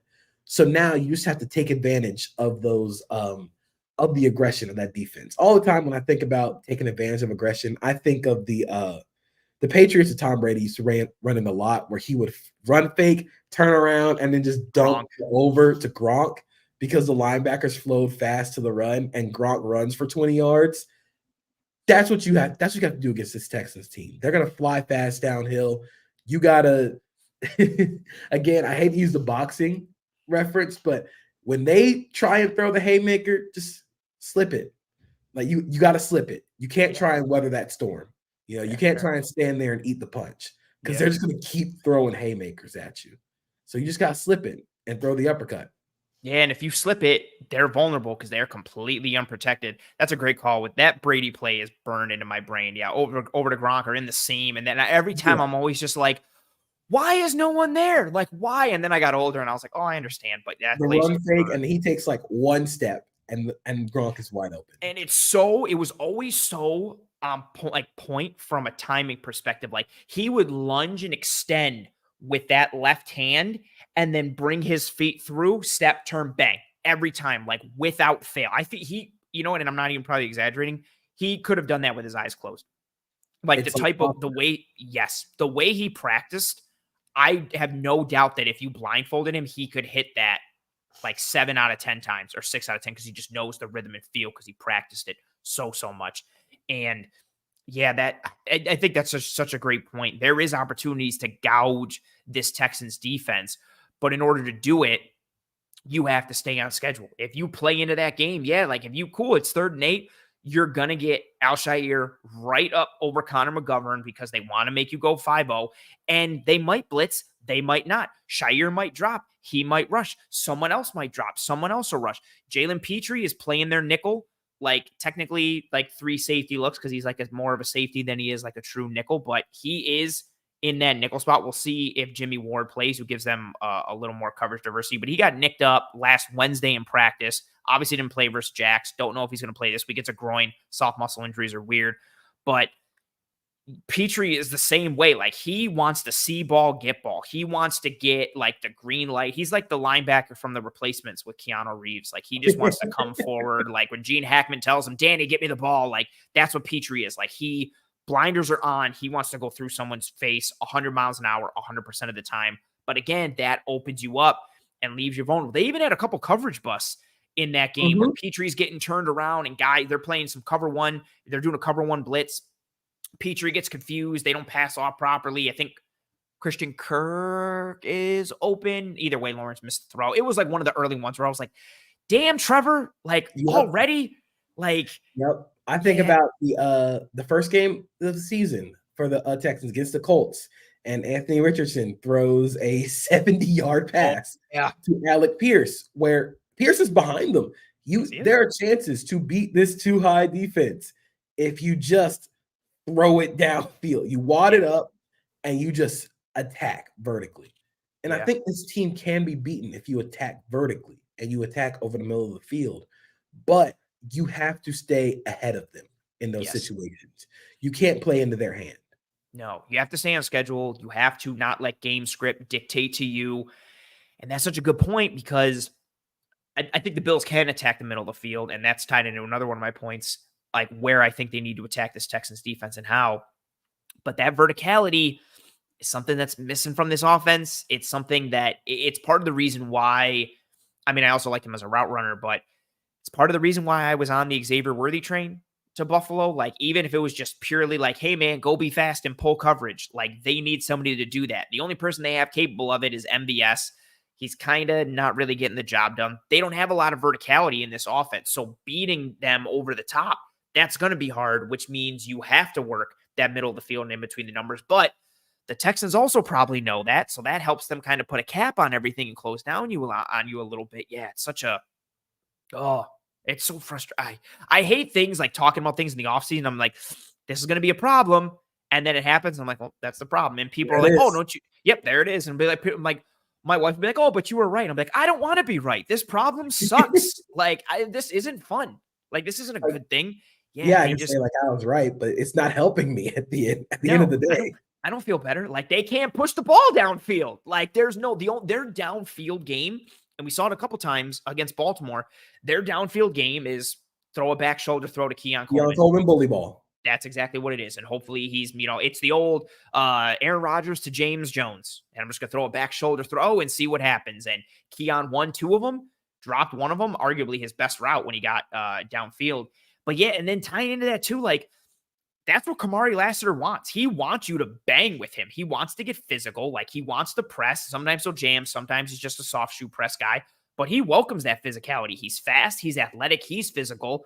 And granted, that's what the Bills wide receivers are. But that's both of you were throwing rock. So I guess, maybe one of the rocks chip a little bit. You kind of see what happens. But just watching the Ravens game, and I hate to keep coming back to it, but the Ravens game, I think, was the first time where we saw athletes on the outside and good coverage guys be able to lock down the Bills and the scheme not being able to overcome it.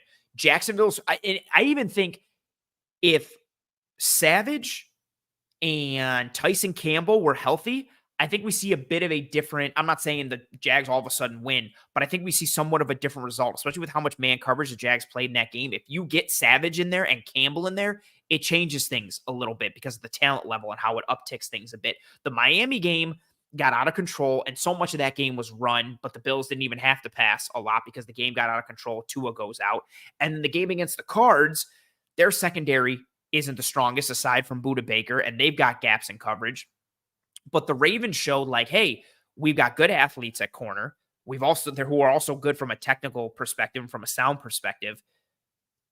That kind of can gum up the works for you schematically. And then if you get out of your game script and get backed into a corner, then it just multiplies and snowballs. And against the Texans, like you said, who has that talent, who wants to rush the passer and then get you into these known passing situations and just take your head off. Oof, I worry for that. And I think I do think my point there ties into your second of, okay, cool. You can take advantage of the Texans, but by staying on script, then you start to go play action, work in some boots, work in some nakeds. Let's run some split flow, play action, and just hit Dalton Kincaid on a slide route, or let's actually run some split zone, or get back to your, you're talking about crunch and trap and wham and all that. Cool. The Bills have a really good gap scheme. It's not necessarily the traditional aspect because they don't like to pull their guards. They'll pull their tackles. They will run dart. They will run tackle long trappled, and where instead of trapping the 3-tech or the 1-tech, you'll trap that edge, and he comes upfield, and that'll work because Hunter's coming upfield, Anderson's coming upfield. Trap him with one of your tackles. Use that. Get those alleys. Create those gaps. People move them that way, and then with what they have in the spine, which I'm going to talk about my third point, that's where you got to start to get them. Like, get at them in the run game. Just make them displace themselves, and then take advantage of it either in the pass or in the run. Use that strength against them like Baltimore did to you. It's a good strategy in general, but also to help you stay on schedule, which you have to do against this defense. Yeah, you got to stay ahead of schedule, and you have to be able to hit them where it hurts. You got to be able to hit them over the middle of the field. Absolutely. And tack them in the spine, which again, no spoilers, but kind of a spoiler. It's tied to my third point a little bit. All right, we've each gone with our first two. We're an hour and 18 minutes in. I am not shocked or surprised, but you're a gamer. I'm a gamer. Point 3 for each of us. Of course, you are the guest. You go first for your last point here. What do you got for your third piece? My point is defending the run out of nickel. Instead of a specific game plan, it is how will you defend the run out of nickel? So the Bills, as you probably all know, love to play out of nickel. That is their base. They do not want to put all 3 linebackers on the field. The Ravens saw that and were like, okay, sure.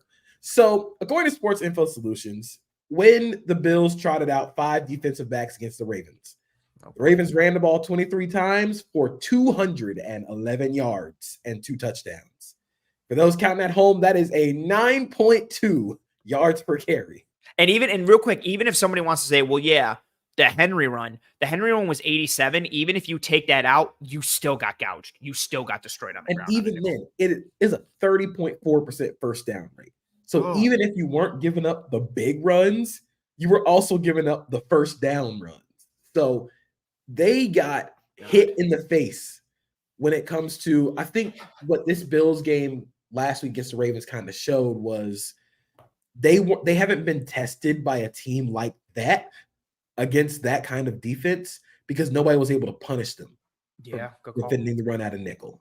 The Ravens were able to punish them. I think the best thing about this game is I don't think the Texans are going to be able to punish them out of nickel. You can play nickel against the Texans. The Texans cannot run the ball. And I thought the biggest thing that they kind of shifted to from last year to this year was instead of playing, I think it's Andrew Beck, their fullback last year. Correct.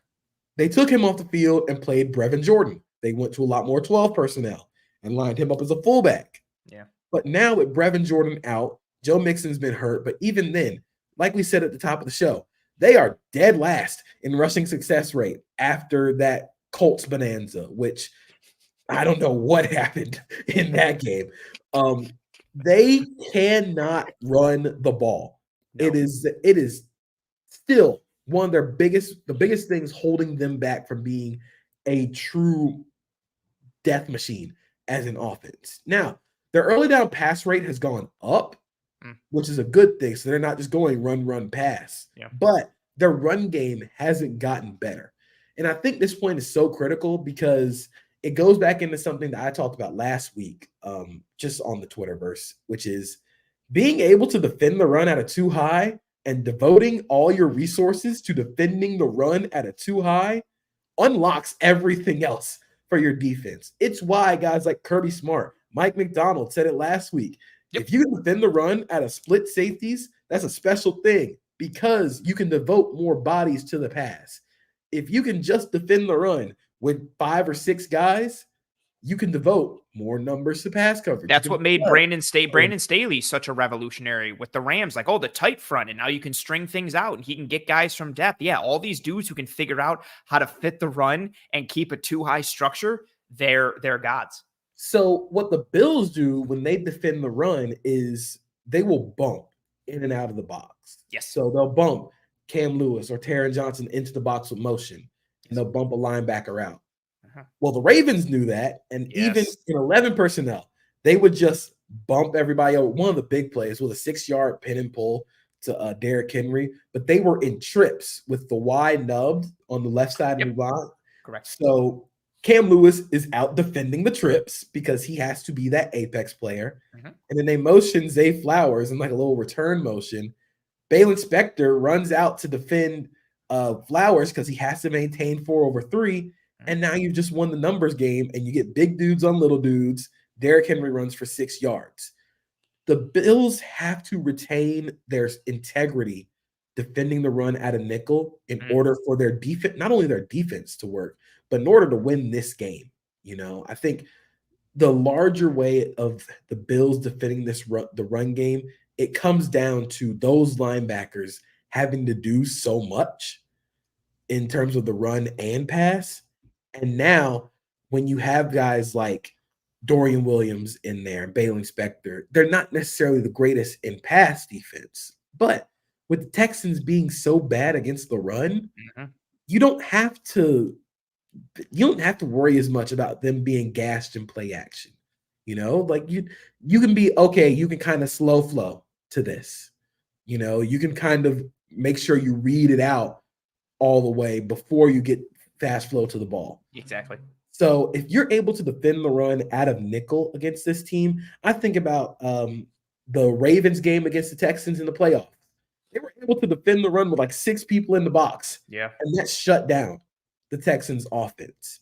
If you're able to do that and kind of force them to live in a CJ Stroud throws the ball 40 times in a game, which you're playing with fire because he's a really good quarterback. But if you can continue to flood those intermediate areas, flood those dig routes and those middle hooks, you can make life hard on this Texans offense. I like that. I like that a lot. That ties into actually, it legitimately ties into my third point a lot. But yeah, that's so well said. It just the Ravens did. I've been saying this so much now with, especially in response to like the too high cover structure thing. And I think this comes from, I want to make sure I give credit. I don't remember which coaching clinic. I think it's from the Rich Rodriguez coaching clinic from when he was at Arizona, where he's talking about like offense. He's talking about run philosophy, but he talks about it running the pass, and he talks about how it's just like a slide that's up there, and he talks about football and offensive philosophy. It's based on numbers, angles, and space. Well, he says grass, I say space.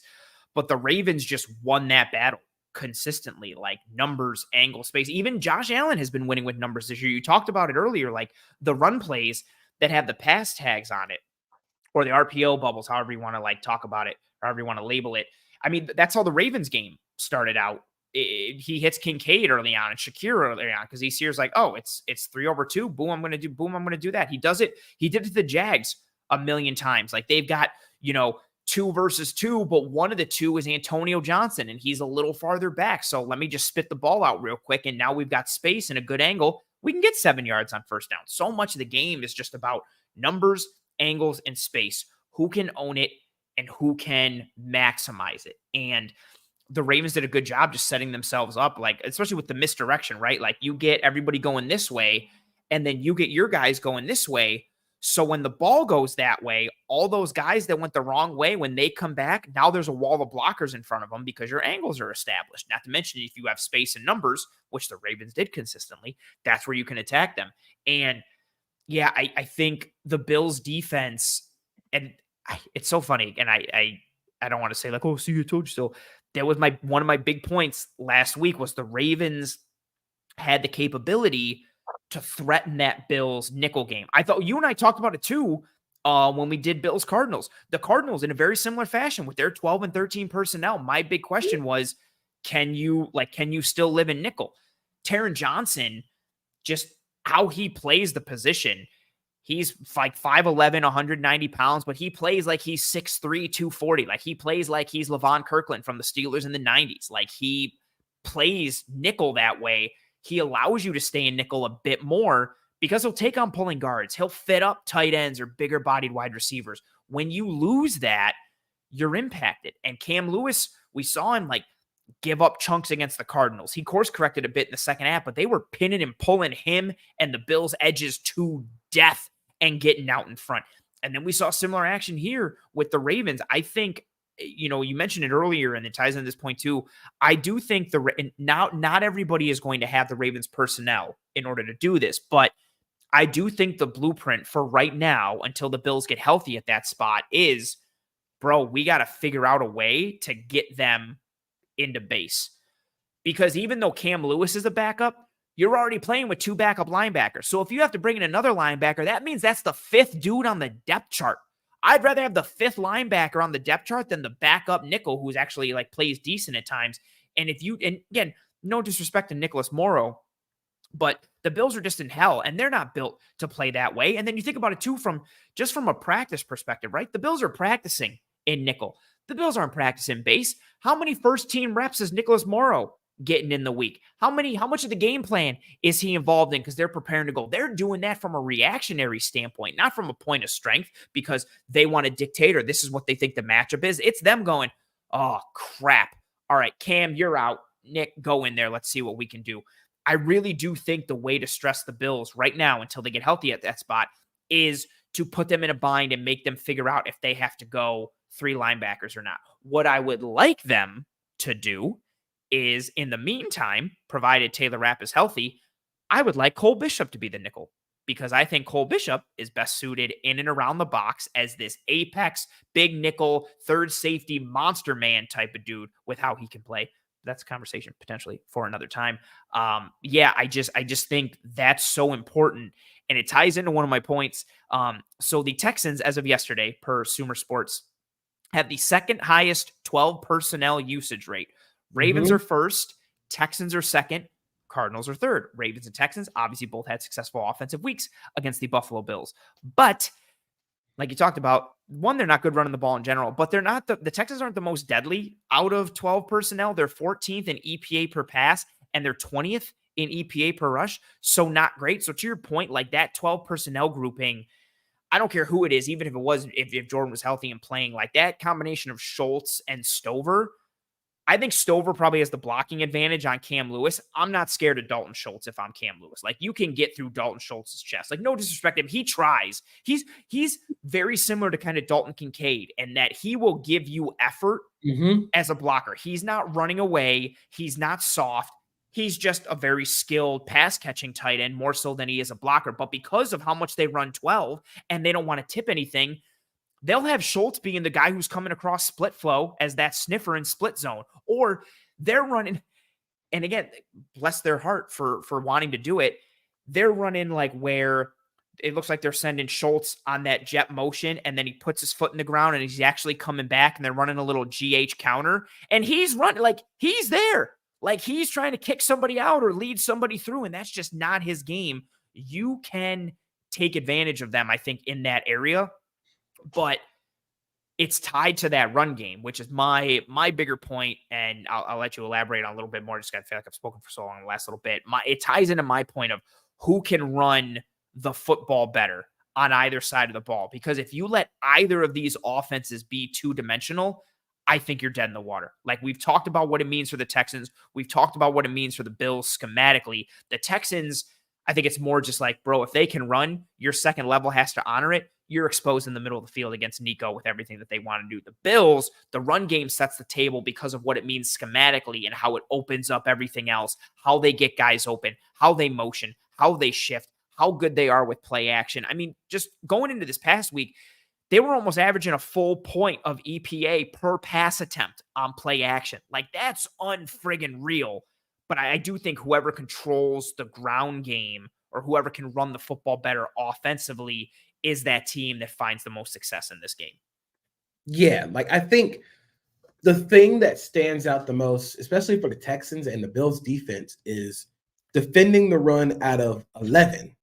Because where the Ravens were able to get at the a part of where the Ravens were able to run the ball, they were able to run the ball of every personnel, but where they were able to really hurt the Bills was in 11, where you just motion Cam Lewis out of the box, or you motion Valen Spector out of the box, and you're just playing the numbers game. Numbers. And numbers, angles, and space. Yeah, exactly. Numbers, angles, and space. And from there, you can help out an offensive line and a run game that really hasn't done very well. Yeah. And you can kind of just give them the easy numbers. I think you brought up Rich Rodriguez. I bring up Mark Helfrich. I'll never forget. I'm sitting there at like 15 years old. I'm watching an Oregon game, and they talk about like how Mark Helfrich's offense, he talked to the commentators like, yeah, it's simple. If there are 6 or less people in the box, we run it. If there's 6 or more, we throw it. Like it's football simple. That's all Rich Rodriguez's thing is. He's like, his whole thing is based off of like a traditional, like if you're going 2x2 gun, he's like, that means you got 5 offensive linemen.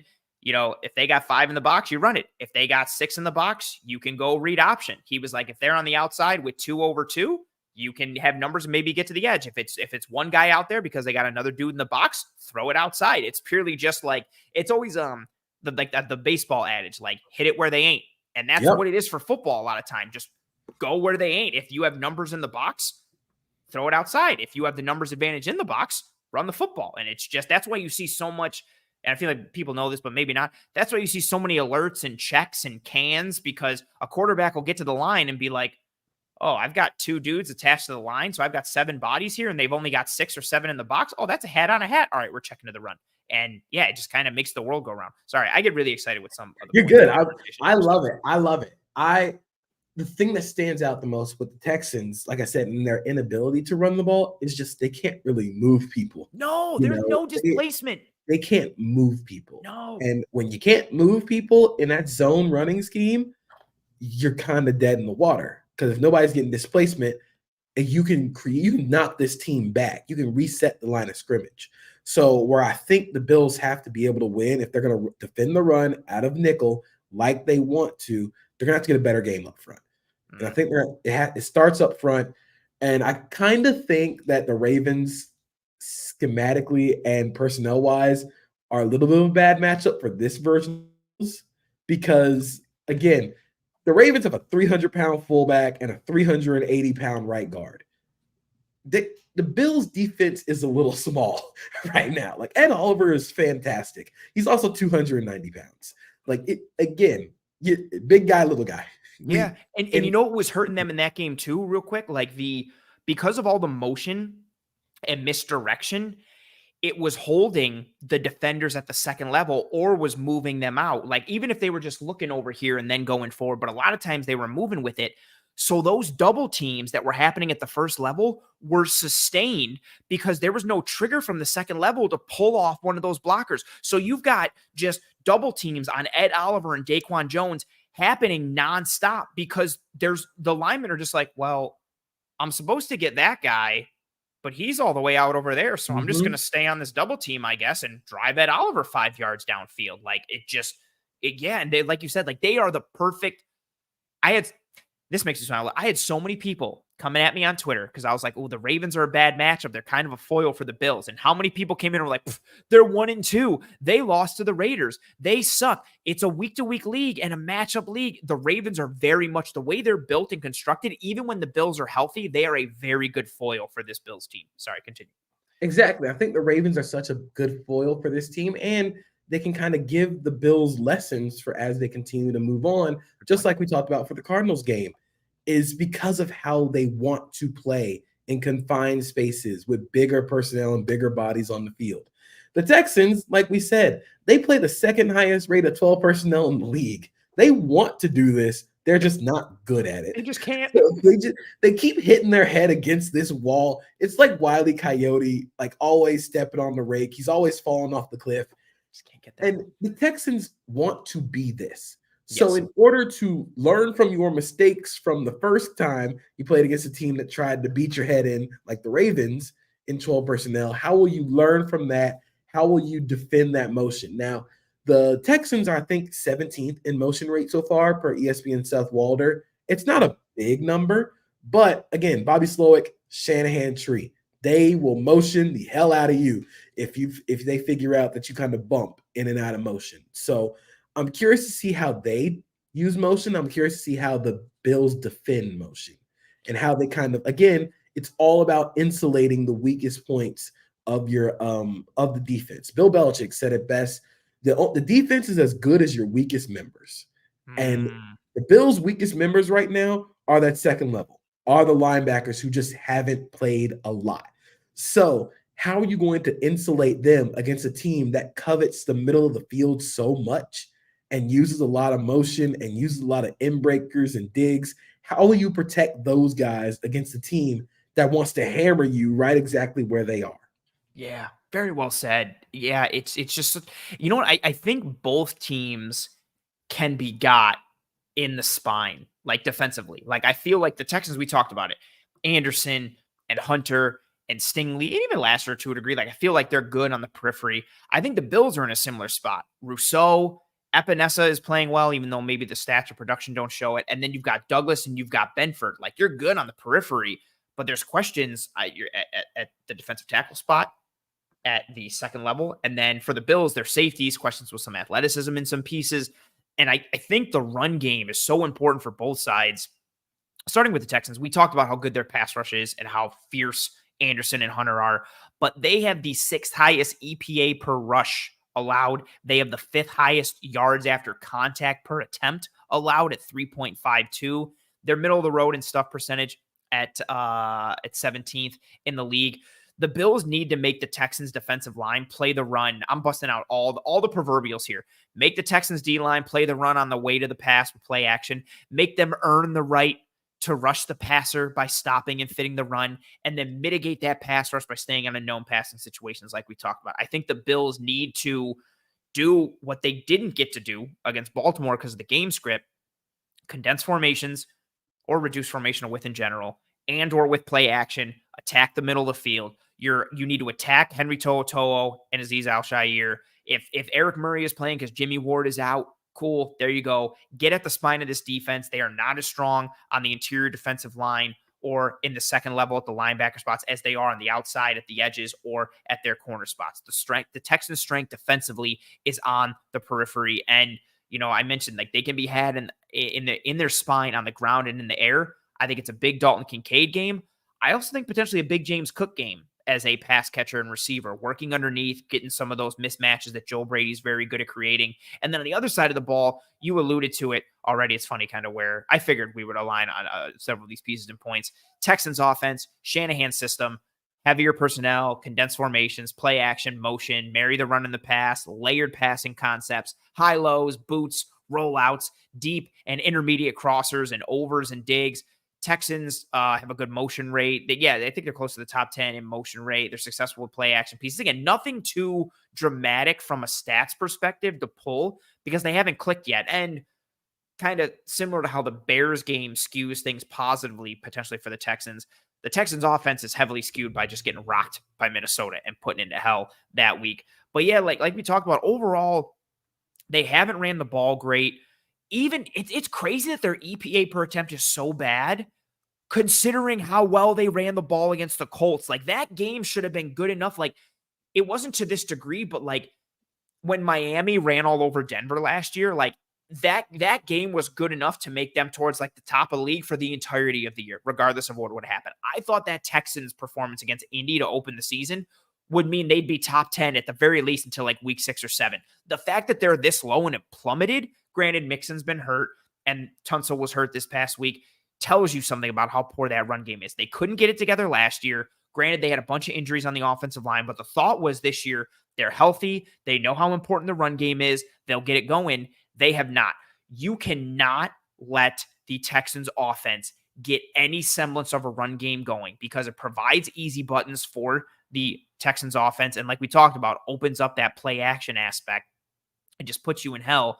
But again, also like I mentioned, the Texans have on their defensive side, 6th highest EPA per rush allowed. The Bills defensively have the 3rd highest EPA per rush allowed right now at this very moment.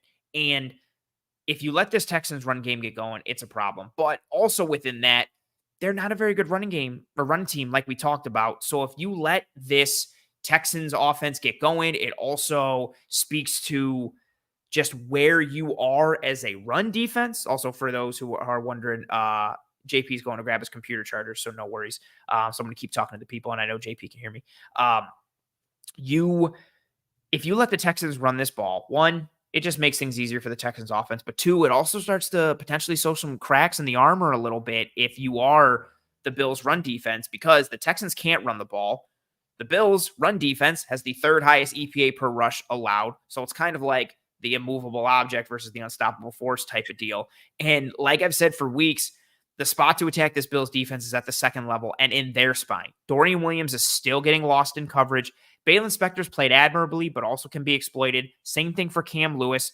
The backup defensive tackles for the Bills in that rotation have largely been meh and kind of lacking impact. Austin Johnson has been better than Dwayne Carter, but Austin Johnson picked up an injury. We don't know if he's playing this week.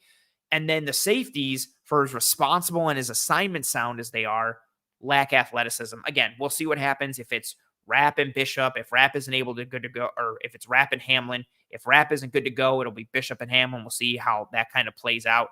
I just really think the run game sets the table so much for both offenses, because if you let that run game get going, it opens up so much for them. But then especially with the Bills run D versus the Texans rush offense, like something's got to give. The Bills run defense has not been good against teams.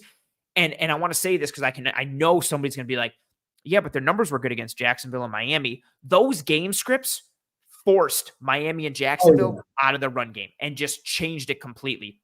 When there were games where it was close, or teams that could run the ball were able to run it because of script, it was Arizona and it was Baltimore. And both those teams gouged and gashed the Bills run defense. I do think the Bills run defense is a potential pain point right now, but the Texans run game is also a pain point for them. So one of those, like both of those aren't going to suck. Something's got to give. Yeah, exactly. One of them is going to outperform the other. And which one is it? One of the things that you said that really stood out to me was trying to take away this Texans run game. And it really feels a lot like a Shanahan offense. Shanahan offenses are so good when they're on schedule and when they're on time, when they are working in concert as a unit. They are a machine. if you allow them to hit those in breakers off of play action, those drift throws where the quarterback fakes it on play action and then takes like 2 steps and throws an in breaker, that's Shanahan offense in a nutshell. But what you have to do is get the train off the track a little bit. You have to disrupt the timing. If you can knock them off for a 2-yard loss in the run game, if you can force Stroud to hold the ball, that is something that I think the Vikings did such a good job of against Stroud and the Texans in the passing game, is they forced him to hold the ball a long time. I think against the Vikings, CJ Stroud held on to the ball for, I believe he held on to the ball and scrambled more than he has in his entire career.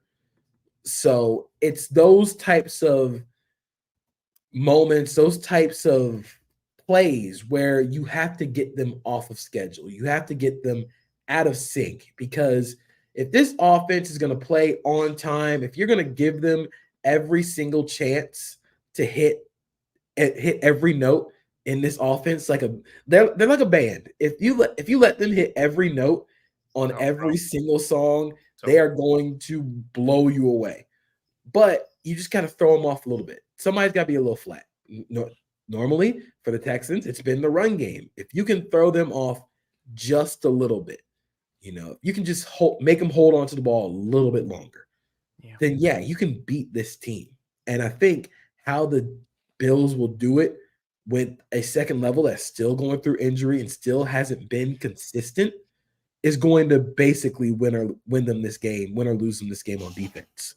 I love that. And I really do think with the Bills run D versus the Texans run offense, what I think will happen, and this is what's really happened when the Bills have been good against the run in Sean McDermott's tenure, because they get gashed and they get gouged, but they usually have a good stuff percentage or a good negative play rate. So they'll get gouged for 6 yards on a run and then 7 yards on a run. And then they'll knock you back for a -2 or a -3. And now you're 2nd and 12. Now you're 2nd and 13, and you play into their hand, and then they get you off the field. That's what I expect to see in this game. It's just a matter of how much give and take in there. Are the Bills able to keep the Texans in, 2nd and 12 or 2nd and 13, or, taking a 2nd and 4 and turning it into 3rd and 6 or 3rd and 7? How much can they do that versus the Texans consistently being able to churn out 5 to 7, 5 to 8 yards? And that's just how the Bills have been. Even with what happened against Baltimore, that's who the Bills are defensively. They are in a 4 down, usually an even front, 4 down, even front, 1 gap, penetrating, get upfield, get off, get out of your stance at the defensive line level. And then second level, read and react, trigger, process, fast flow, which is why we've seen the Shanahan tree guys like McDaniel with Miami at times. LaFleur did it with Green Bay a couple of years ago. Even the other LaFleur did it when he was the Jets OC for that little bit. Just little simple things like jet motion. And like you talked about, it's littered on the tape. Everybody bumps over and guys bump over. Now Taron Johnson's in the box, and then you run counter, or you pull guys to that Taron Johnson side, and now you don't have the numbers, or you necessarily don't have the size or the physicality to match with those numbers. And what do? Teams are able to do that. The Bills aren't changing that blueprint. That's who they've been. That's why it comes down to, okay, can you win up front? Can you win those one-on-one battles? That's where so much of the play comes from. And that's where so much of the too high, fit the run from too high comes from. If you've got dudes that can win up front, it changes the math. It changes the number. It doesn't matter. Okay, cool. We have 6 in the box and they've got 6 blocking. Damn, that means they have 1 more gap than we can account for. Doesn't matter. So-and-so can beat his dude and get in the backfield, or so-and-so is going to shoot, gum up the works, and then we'll rally and tackle and swarm from there. If you've got guys that can change the number, or the system or scheme that can change it, usually the Bills have just been sound enough to make it happen. But yeah, that Baltimore game, I think, kind of put them on notice and watch a little bit for how to attack them. And I think teams are going to try and replicate this as much as they can. Even teams that maybe aren't good in 12 or 21 or 22 or 13, I expect to see teams trying that more against the Bills. They're going to trot out their second or third tight end, or if they've got a fullback that they work in every now and again, or maybe he's a special teamer, maybe they've got 15 plays in there in this game or 10 plays in there in this game because they think, you know what, we can attack the Bills in nickel, or we want them to put a third linebacker on the field. And if they do, we're going to check to a pass and we're going to package plays together and we'll just have the QB calling at the line. I really do think teams are going to replicate that. And that's why I think this Texans game has so many storylines and fun pieces. But I really do think that one aspect is so fun because both of these teams have sucked in these areas. And I'm like, who's going to suck less? Who can fix things a little bit? And then how does that tie in to the grander scheme, the grander picture on that side of the ball? But then how it changes the script on the other side as well. Man, this game is just full of really fun matchup pieces and then individual standout players, especially on the Texans side, like headlined by Nico Collins, of course. I just want to say that one more time because I love Nico and I don't think he gets enough love. And some of the ways you can defend the run out of those too high shells, I think Buffalo can really start to get into and use a little more, is just stealing gaps using slants and stunts. Which they don't do a ton. When they do, it works, but they're not a big run blitz or run stunt team. Yeah. One gap, you are going. But again, with all the motion bumping guys in and out, when you are straight up in that gap, you lose that integrity, and you're asking your safety to come off the roof and make that play, which is fine when you had guys like Micah Hyde, Jordan Poyer, but going through rightful turnover, as the Bills have, with bringing in younger players, bringing more inexperienced players, you're gonna mess up a lot more. Yeah, you're gonna run into those situations. So in order to ease that a little bit, just start stealing gaps, using slants, use twists and stunts, and force them to adjust on the fly. Think about Ed Oliver is great at shooting gaps. Have him shoot laterally. Yeah. Have him go cross somebody's face. You think about Dwayne Carter. What he did at Duke was shooting across gaps, moving across the face. And now you're able to steal those gaps and kind of take back some of the weak points in this defense, and you just continue to shift everybody over.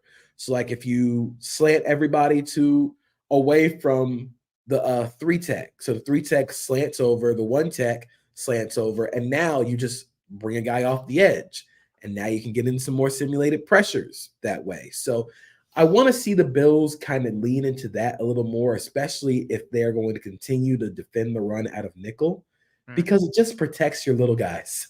Like I hate to keep calling them little guys, so they aren't little, but in the scheme of of the NFL offense, in the scheme of the NFL, Cam Lewis is not a big dude, so you want to protect him and not force him to continue to have to hit 270-pound tight ends. Or there was a play where I think Ronnie Stanley ends up blocking Cam Lewis, and I'm like, this is not fun for anybody involved. So you want to keep him out of those situations. Just steal gaps, win those back using stunts, and now you can kind of play the game like how offenses are playing games with your own defense. And that's been something that they've used at times, but not enough. And I like that a lot because it's something I do believe in. I think, and again, right, there will be times where you're gonna call a run stunt at the wrong moment based on the wrong run, and you're gonna be left super vulnerable and wide open. But more often than not, it can just create havoc. And we saw again, I know it's preseason. The Bears did that for all Bills fans. That's what the Bears did to the Bills in the opening preseason game. They were just running run stunts and run blitzes and slants left and right. And it wasn't just pure numbers. It was, so-and-so is in the left A gap. Oh, and now he's in the right A gap. That changed what we're doing. It just, guys are zone stepping, but they got to stop because someone's crossing face, and then it's gumming up the works. It's changing the read. They have to do something other than just, because again, right now, I don't think they have the horses to just play the structure that everybody knows is coming. It's not, hey, cool, everybody that's lined up in the gap that they're in, that's the gap they're going to account for. I don't think they have the horses right now to execute that. And because even within that, when they're healthy, Bernard is going to shoot, Milano's going to shoot, Terran's going to shoot. They'll play above the scheme and structure a little bit. But like you said, you don't have that at the second level right now. And I don't think you necessarily have the depth and rotation on the interior to maintain that level of punishment over and over again. So I do really like that, especially with it still functions into, the upfield and aggressive nature instead of just, if you're lined up in the C, instead of going through the C, jump inside to the B and switch a little bit. And it's funny, they'll do that for quarterback read stuff. They'll do scrape exchanges and gap exchanges and stuff, in which I'm always like, why don't you do that more for regular run Like stuff? if it works on the quarterback, it might work on the running back too. Like, because you get gouged. And again, it fits kind of your MO. I think a lot of it has always been like, if it's not broke, don't fix it. And they're good at keeping the status quo. And if it's like, all right, cool, we don't need to add too much on. Let's just keep dancing with the girl that brought us, and we're going to keep doing it. But yeah, last week, that girl embarrassed you on the dance floor and she left you, and it was sad and terrible. And you were by yourself dancing to Mr. Brightside, but you weren't dancing. You were in the corner trying to get some punch. It's a sad time. Anything else on, we've gone for almost 2 hours. It's past 11 o'clock here on the East Coast. I am not surprised. Anything else on this matchup? Anything you got that, that's in the holster that you want to fire real quick before we start to say goodbye? The last thing I, again, will point out is this Texans offensive line is heavily penalized. Yes, good call. They will put themselves behind the 8 ball. Sometimes they will make those mistakes, and you have to punish them for those mistakes. Minnesota was so good at punishing Houston for their mistakes up front.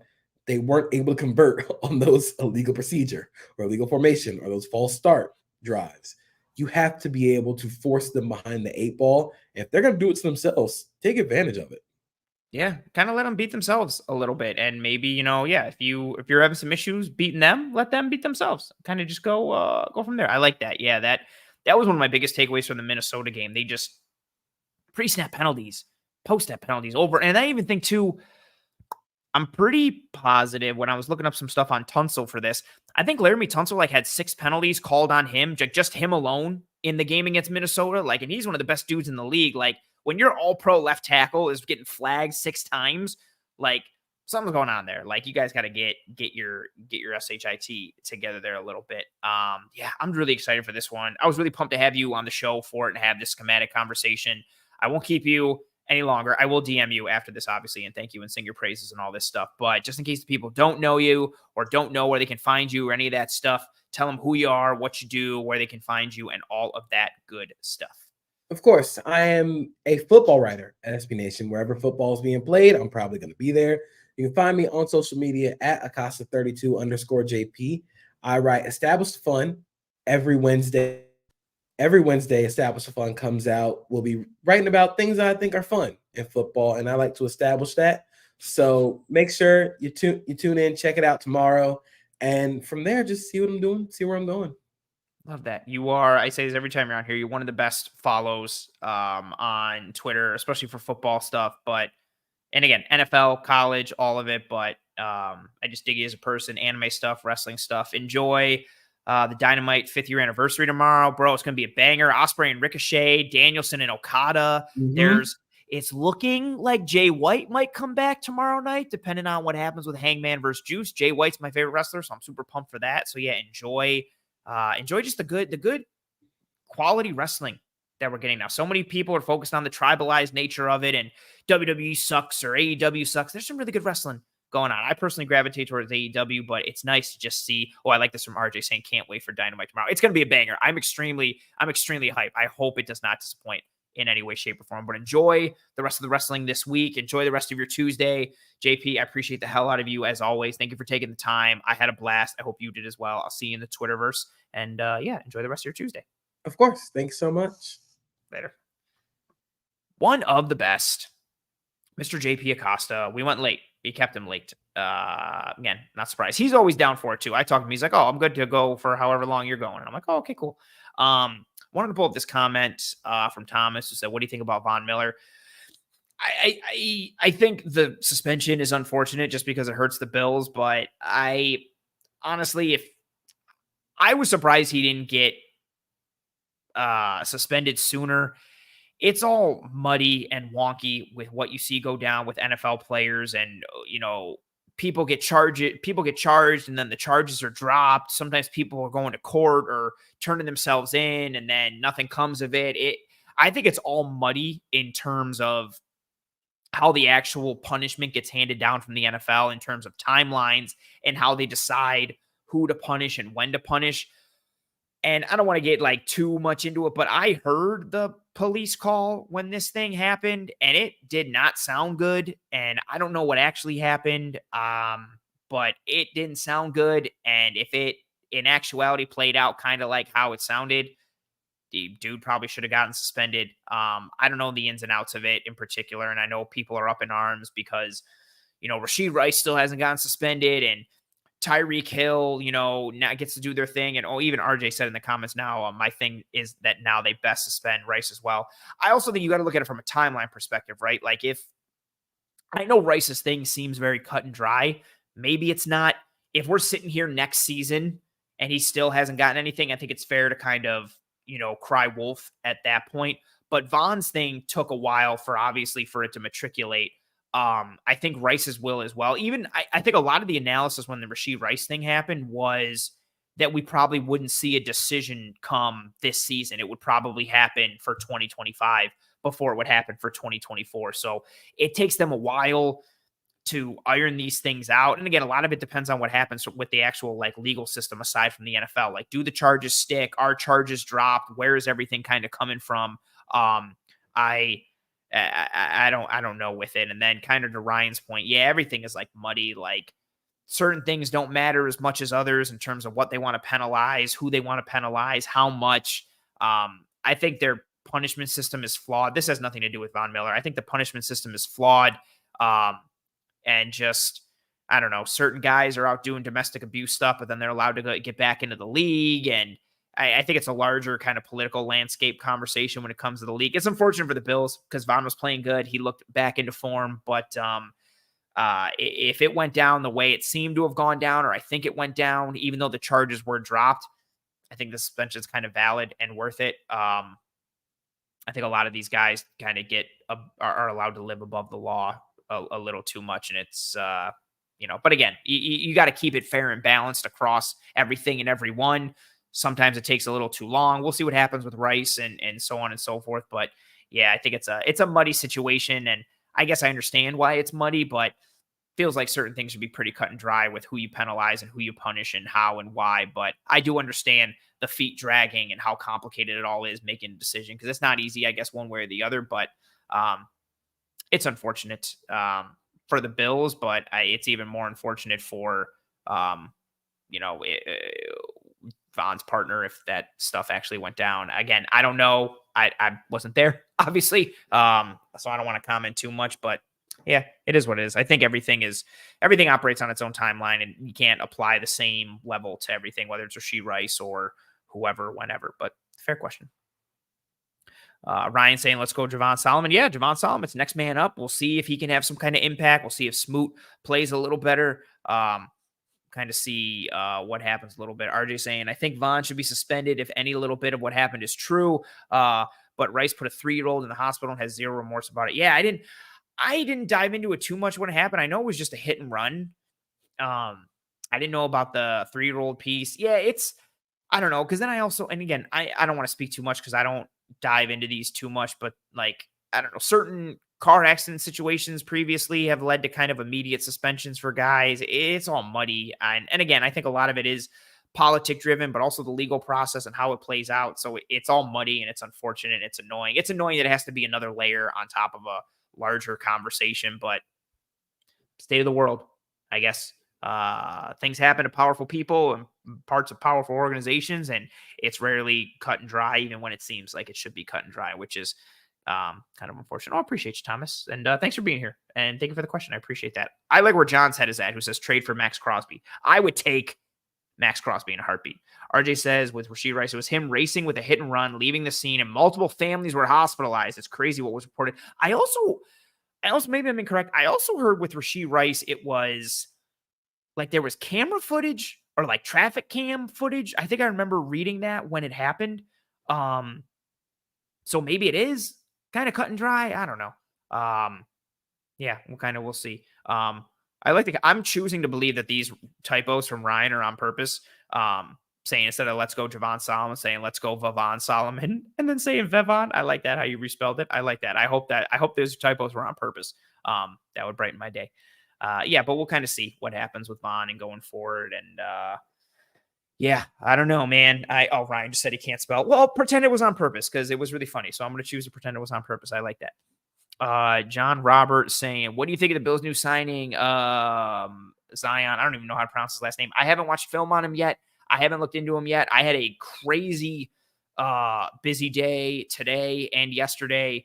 I got through the Bills film late last night and even got through a little more today.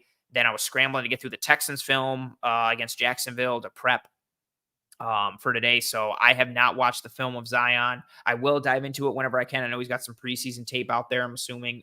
So I'll dive into it when I can, but I just have not gotten into it at this point, but I'm interested. And I guess it kind of makes sense. I don't know if it was a move in response to Vaughn, them kind of, that's a preemptive thing, or if it's related to Austin Johnson, who left, I don't remember what quarter against Baltimore, but didn't really see snaps in the second half at all. So something preemptive there is kind of happening, which means someone could potentially be called up for this game. And if it's somebody, I hope it's Elianku, because I like him and I think he will help against the run. That's a little fun fact tidbit, dark horse. So if Elianku kind of balls out this week or plays really well, somebody can come back and clip this and be like, ooh, Ant called it. I'm just kidding. You don't have to do that. But if you want to, go ahead. Yeah, good times. If you have not dropped a like already on this video, please do so if you are willing and able and enjoyed this content. I'm going to throw up the banner that says sponsored by One Pie Pizza, because the show is sponsored by One Pie Pizza. I mentioned at the intro. I mentioned it at different points throughout the episode. Best pizza in Buffalo, New York. Great sweet sauce pie, cup and char pepperoni, homemade blue cheese, a great cheese to sauce ratio. They have a pizza that is named after us. Thomas, I see your question that just came through. I'll answer that in a sec. They have a pizza that's named after the Cover One brand, and it is absolutely delicious. It's called the Cover One Allen Goat. It's got mozzarella, bits of red onion, some bacon, some goat cheese, some blue cheese crumbles. It's absolutely fantastic. Go get yourself some One Pie Pizza. They also do catering things as well. I had them cater a party that we did over the summer and got all the mac and cheeses that they do, like a barbecue pulled pork, a buffalo chicken, a regular one, bunch of different things that they do. All their food is great, and they're really good people.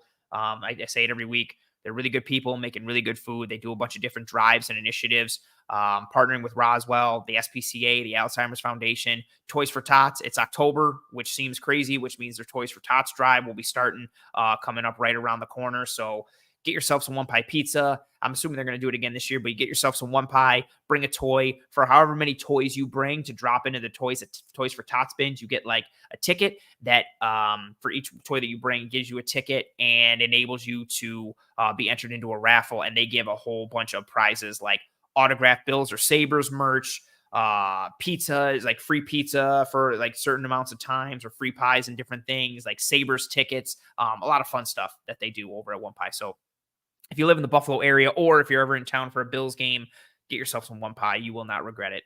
They're the best pizza in Buffalo for me. I don't say that because they sponsor the show. They sponsor the show because I think their pizza is legitimately the best. Let me grab this comment from Thomas saying, how about Devontae Adams? You think the Bills could afford him? See, he wants to trade. I did see that. It would depend on how much the Raiders are willing to eat from his base salary. I honestly didn't even look. I know he's got a crazy cap hit and a base salary this year, and the Bills have very little teeny tiny space in any way, shape, or form. So I don't know how possible it would be. I didn't even really look into the math of it because I don't really think it's too possible, but I guess it is. I also wonder too if after kind of jettisoning Stefon Diggs out, I don't know if Adams is in that same category, but how the Bills might potentially view him, with him kind of wanting out of Vegas. We'll kind of see. I still think Devontae Adams is one of the best 5 wide receivers in the NFL. He has the best release package still in the NFL. He's one of the best route runners. I think he's just been slept on a little bit the past couple of years because the Raiders have not been great, and he hasn't had great quarterback play, but he's still every bit of a very good top-tier wide receiver. I would take him in a heartbeat. I just don't think the Bills can realistically afford him, but I didn't dive into the math too much, just especially too because how my day has gone and what I think the math already kind of said or showed. But yeah, kind of see what happens a little bit. I'm going to throw up the banner that says Toodles, folks, because we are going to say goodbye here on this episode of Disguise Coverage. If you have not already, drop a like on this video. Please, please, please, thank you here on YouTube. Whether you're watching live now or watching later on YouTube, drop a like on this video if you have not already. Turn on notifications for the Disguise Coverage playlist, please, and thank you. Subscribe to the Cover One channel and Cover One brand as a whole. We have you covered with varying levels of Buffalo Bills content, depending on if you're gravitating towards more X's and O's, general conversation, entertainment pieces, whatever you want. We got you here. We got covered here at Cover One. If you're listening to this show on one of the podcasting apps or platforms, that's greatly appreciated too. Please rate and review and subscribe to Disguised Coverage on whatever podcasting app or platform you're listening to this show on. Make sure you follow JP on Twitter at Acosta32_JP. Sincerely an awesome dude and a great football follow and just a good follow in general. Thank you very much to him for being here in the show. Thank you to all you folks for joining me live here on this episode. I know it's a down week because the Bills lost and everybody's upset and nobody wants to talk about them, but I appreciate you folks who toughed it out and joined me here live. And if you didn't join me live, that's cool too. I appreciate what your view, listen, download, whatever form or fashion your support comes in. I greatly appreciate it. I'll see you tomorrow for an episode of the Cover One Film Room with Mr. Eric Turner, or if that's not your poison or your flavor, I'll see you next Tuesday, 9 p.m. Eastern, for another episode of Disguised Coverage. If you're a Sabres fan, go Sabres. The regular season starts Friday against New Jersey. And yeah, go Sabres, go Bills. I hope you and your family and friends and loved ones are all doing well and staying safe. Be kind to one another. Take care of one another. And yeah, I appreciate you folks. I see the nice comments coming through for myself and for JP. It's greatly appreciated. I don't pull them up because I think it's corny because I'm the only one here, and pulling up nice things about myself to read about myself seems weird. But I appreciate you folks. Enjoy the rest of your Tuesday. Thank you for spending your time with me. I'll see you next week or in the film room. Godspeed. And as always, go Bills.